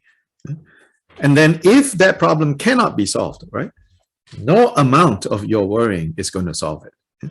So often, you know, this is quoted and it's good, you know, but if we just think like that, it's not really going to help much most of the time, because this is describing the result. The cause comes from knowing how to practice what is taught in 7 and 8. Y una traducción popular de esto es si un problema no puede ser resuelto, entonces ¿de qué te preocupas? Y si puede ser resuelto, y si no puede ser resuelto, pero si un problema puede ser resuelto, entonces ¿de qué te preocupas? Y si el problema no puede ser resuelto, entonces que te preocupes no va a importarlo. Entonces puede decir que si solo lo miras así, pues realmente es como difícil, porque realmente aquí se está describiendo el resultado y nos están dando cuáles son las causas, que son los versos 7 y 8.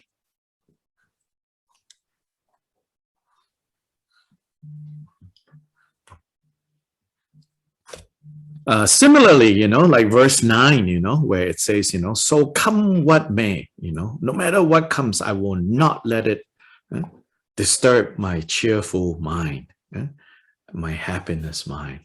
So sometimes, again, you know, we mistakenly think that is the cause. Then when people are upset, we tell them this, you know, oh, you should not let, you know, things like bother you like that. It will only make it worse, you know. Actually, not very helpful, you know. Myself have been guilty of telling people this. Not very helpful. If you really want to help, you have to find ways to communicate to people 7 and 8, which is the mechanics of suffering. Telling people the end of suffering itself, not very helpful sometimes. Yeah? In fact, sometimes it can just be a turn-off.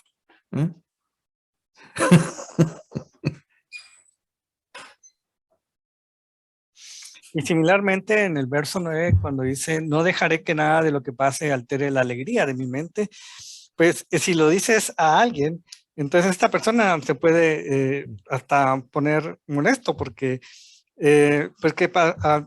bueno, digamos, no es algo que sea muy útil porque les estás diciendo, bueno, que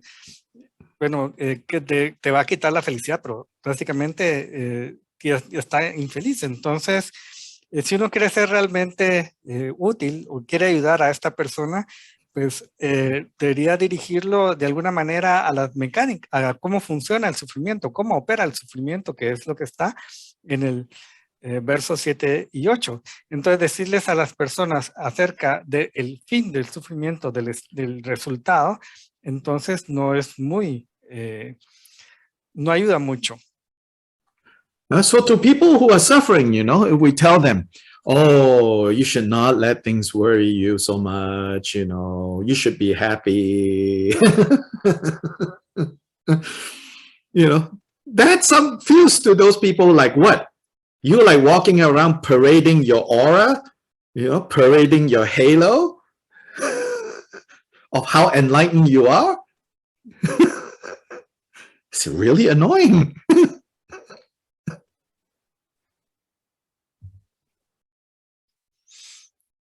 Y bueno, entonces ir con las personas y estarles diciendo, no deberías de preocuparte, deberías ser feliz. Y entonces, pues no, es como muy, tal vez molesto. Entonces, que tú vayas caminando ahí con tu aura, que vayas caminando con tu halo, o que vayas caminando como si estuvieras iluminado, pues realmente puede ser muy molesto. Then even more basic, you know, than trying to tell other people, even when we try to tell this to ourselves. 9 and 10. Sometimes we, one side of us, get upset at the other side and say, what are you? Showing your halo? Y tal vez algo más básico. Then we give up on Dharma. We say, oh, it doesn't work. All these nice theories. It's not that it doesn't work. We don't know how to work it. So here we should focus more on 7 and 8. If we really understand what is taught in 7 and 8 and can begin to apply that, we will quite naturally start to experience 9 and 10.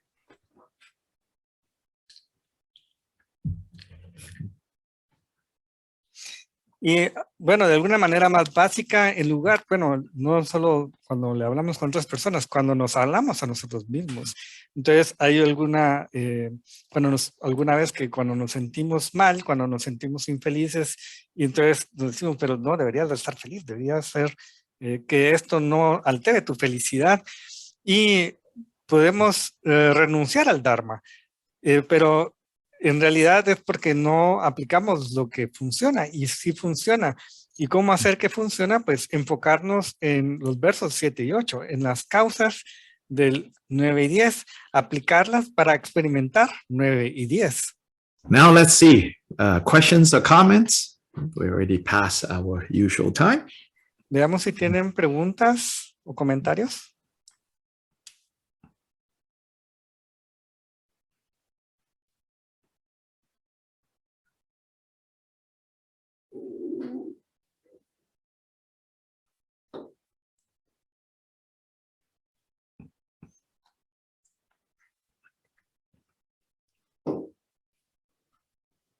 Don't be shy.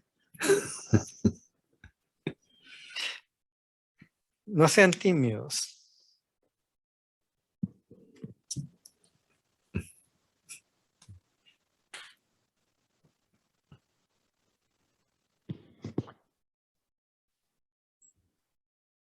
What's the translation of Kashanti? Normally it's patience, but I'm not using patience because that's a limited range of meanings. Preguntan cuál es la traducción de Kashanti y el doctor le dice, bueno, que es usualmente paciencia, pero que para él tiene... Just like I don't like to use the word suffering because I think it doesn't cover the range that dukkha actually covers.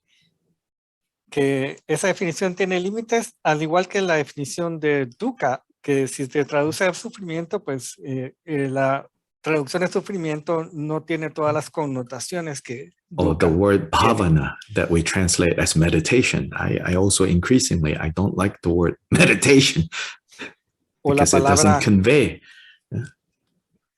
as much as, bhavana and the kind of the semantic field, meaning the neighborhood of meanings, semantic field of the word bhavana. y así como la palabra pavana, que significa meditación, que tampoco le parece que es una buena traducción y que está usando menos y menos la palabra meditación, porque And hay just if you want to Google, pues el campo Shanti semántico is usually spelled in this way, or this way. y pues se puede escribir Kashanti como K-S-H-A-N-T-I o K-S-A-N-T-I. It's related to the word Shanti, which is peace. Shanti. So Está Hindus relacionado. have a mantra, Om Shanti, Shanti, Shanti. That's a very popular Hindu mantra. So it's related to the notion of Shanti. Be at ease, be peaceful, not to be stirred up. Y Kashanti pues está relacionado con la palabra Shanti, que quiere decir paz, y hay un mantra muy popular hinduista Irma? que es Om Shanti, que significa estar en paz, estar tranquilo. Irma has a question, Irma tiene maybe, una or pregunta. accidentally. ¿Puedes hacer tu pregunta? ¿Me oyen? ¿Se oye? Sí, sí se te oye. Bueno, es más que una pregunta, un comentario. Agradecerle a Jon el análisis de estos últimos 4 versos, porque efectivamente es muy fácil decir si tu mal tiene remedio, de qué te quejas, y si no tiene, de qué te quejas. Pero este análisis tan minucioso de qué nos enoja, cómo nos enoja, por qué nos enoja, que nos lleva a la frustración y en última instancia a la causa, que es los deseos, aquello a lo que tenemos que renunciar.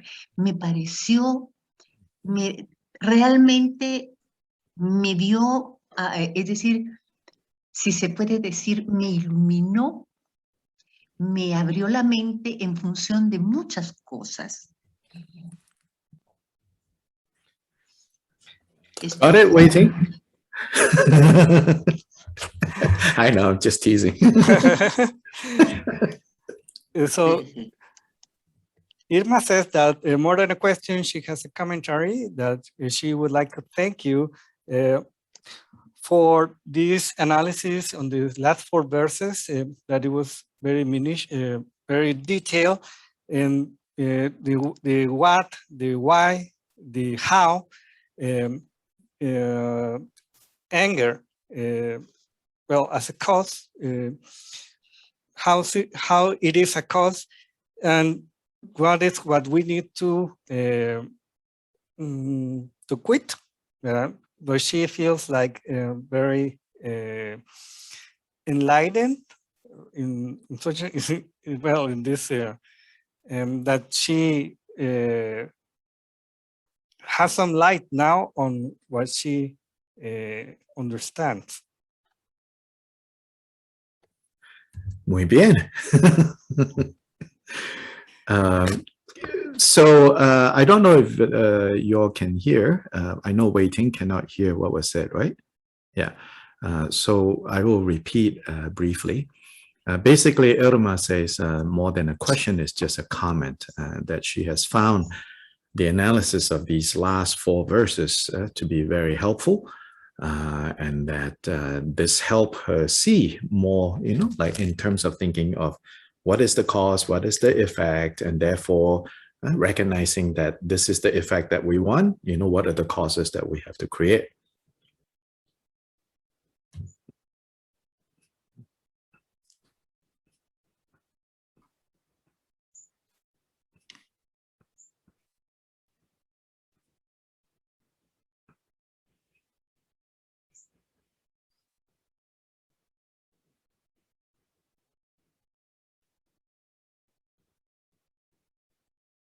Esperamos en lo que Waiting traduce el comentario de Irma. Therefore, especially Kyopa Jigten Sungen, the founder of Drikung Kagyu, in his teachings throughout his life, he emphasizes so much that the importance of understanding that cause and effect, this teaching that the Buddha gave on cause and effect, is not just, like a preliminary teaching, like Buddhism for dummies. In fact, it is the essence of the Buddha's wisdom. Right? In fact, even more than things like emptiness of inherent existence, of course, all those things are necessary understandings, but even that, what all those other things lead to is the Buddha's ability to see without any obstacle exactly how certain cause is related to certain effects, and how certain effects become further causes for certain other effects, and all its complexity. Therefore, we should never underestimate the importance of the teachings on cause and effect. Y Kyopa Jigten Sungen, el fundador de la Orden Drikung Kagyu, pues toda su vida enfatizó las enseñanzas de causa y efecto, las enseñanzas del Buda, y de una manera enfatizando que no son unas enseñanzas preliminares, sino que básicamente son la esencia de la sabiduría, y que va, digamos, más allá de también de la sabiduría última, porque, digamos, aún esto es lo que va a llevar a los Budas a ver, aunque la sabiduría es lo que va a llevar a los Budas a ver al final de cuentas cuáles son las causas y cuáles son los efectos de esas causas y su complejidad. Entonces, ¿qué es lo and I hope what I want to say here, máximo logro? like, will not come across as me boasting or bragging. But the available commentaries that have been translated into English that I have looked at, 7, 8, 9, 10 is never really explained in the way that I have emphasized, seeing the cause and the effect. And I'm saying this to you because I want to make a more important point, which is this comes from my understanding of what Kyopa Jigten Sungön taught about cause and effect. The more I understand and appreciate what he's saying about the centrality of understanding cause and effect, the more I begin to see it, in so many other places, that the underlying principle is really cause and effect. Unfortunately, today, there are many ways of talking about Buddhism that, to me, really undermines the importance of this teaching on cause and effect. It's even being treated as, oh, that's just what Indians believe. That's why the Buddha talked like this. People even say things like that. Or some other people who are more educated will say, oh, but emptiness. In emptiness, no more cause and effect. Oh, mistake. Really dangerous mistake.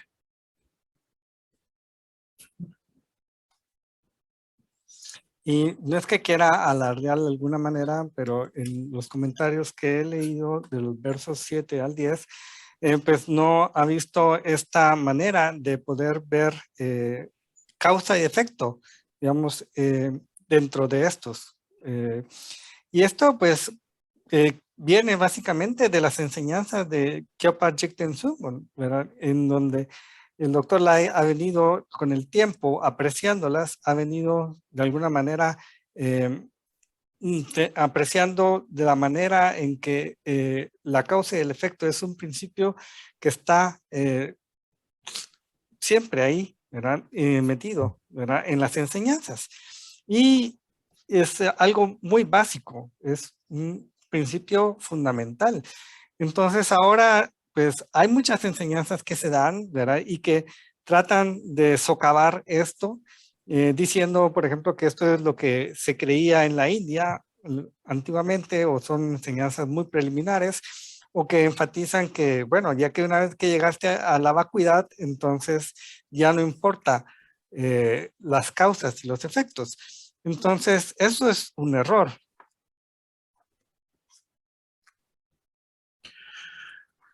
So anyway, thank you, really. Thank you for attending these classes so that it will keep me focused on this material. Otherwise, I'm just probably doing nothing in particular during these times on Tuesdays and Saturdays. Y bueno, muchas gracias a ustedes por asistir a este curso. Y esto es algo que le ayuda al Dr. Lai a enfocarse en este material que quizá si no estuviera esto, pues no haría nada los martes o los sábados.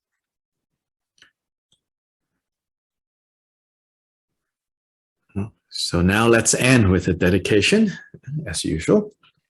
Y terminamos con la dedicatoria como siempre. Chanchu Semcho Rinpoche Ma Ge Ba Nam Ge Gyu Chi Ge Ba Nyam Pa Me Pa Yang Gone Gondu Bewar Show. Yeah, thank you, everybody. Have a good day, good weekend, good night, sleep well. Thank you. Thank you, Dr. Lai. Destroy the enemy and Destruyan have a al good enemigo. sleep. Gracias. Gracias. Thank you. Thank you. Thank you so much. Gracias. Hata. Thank you.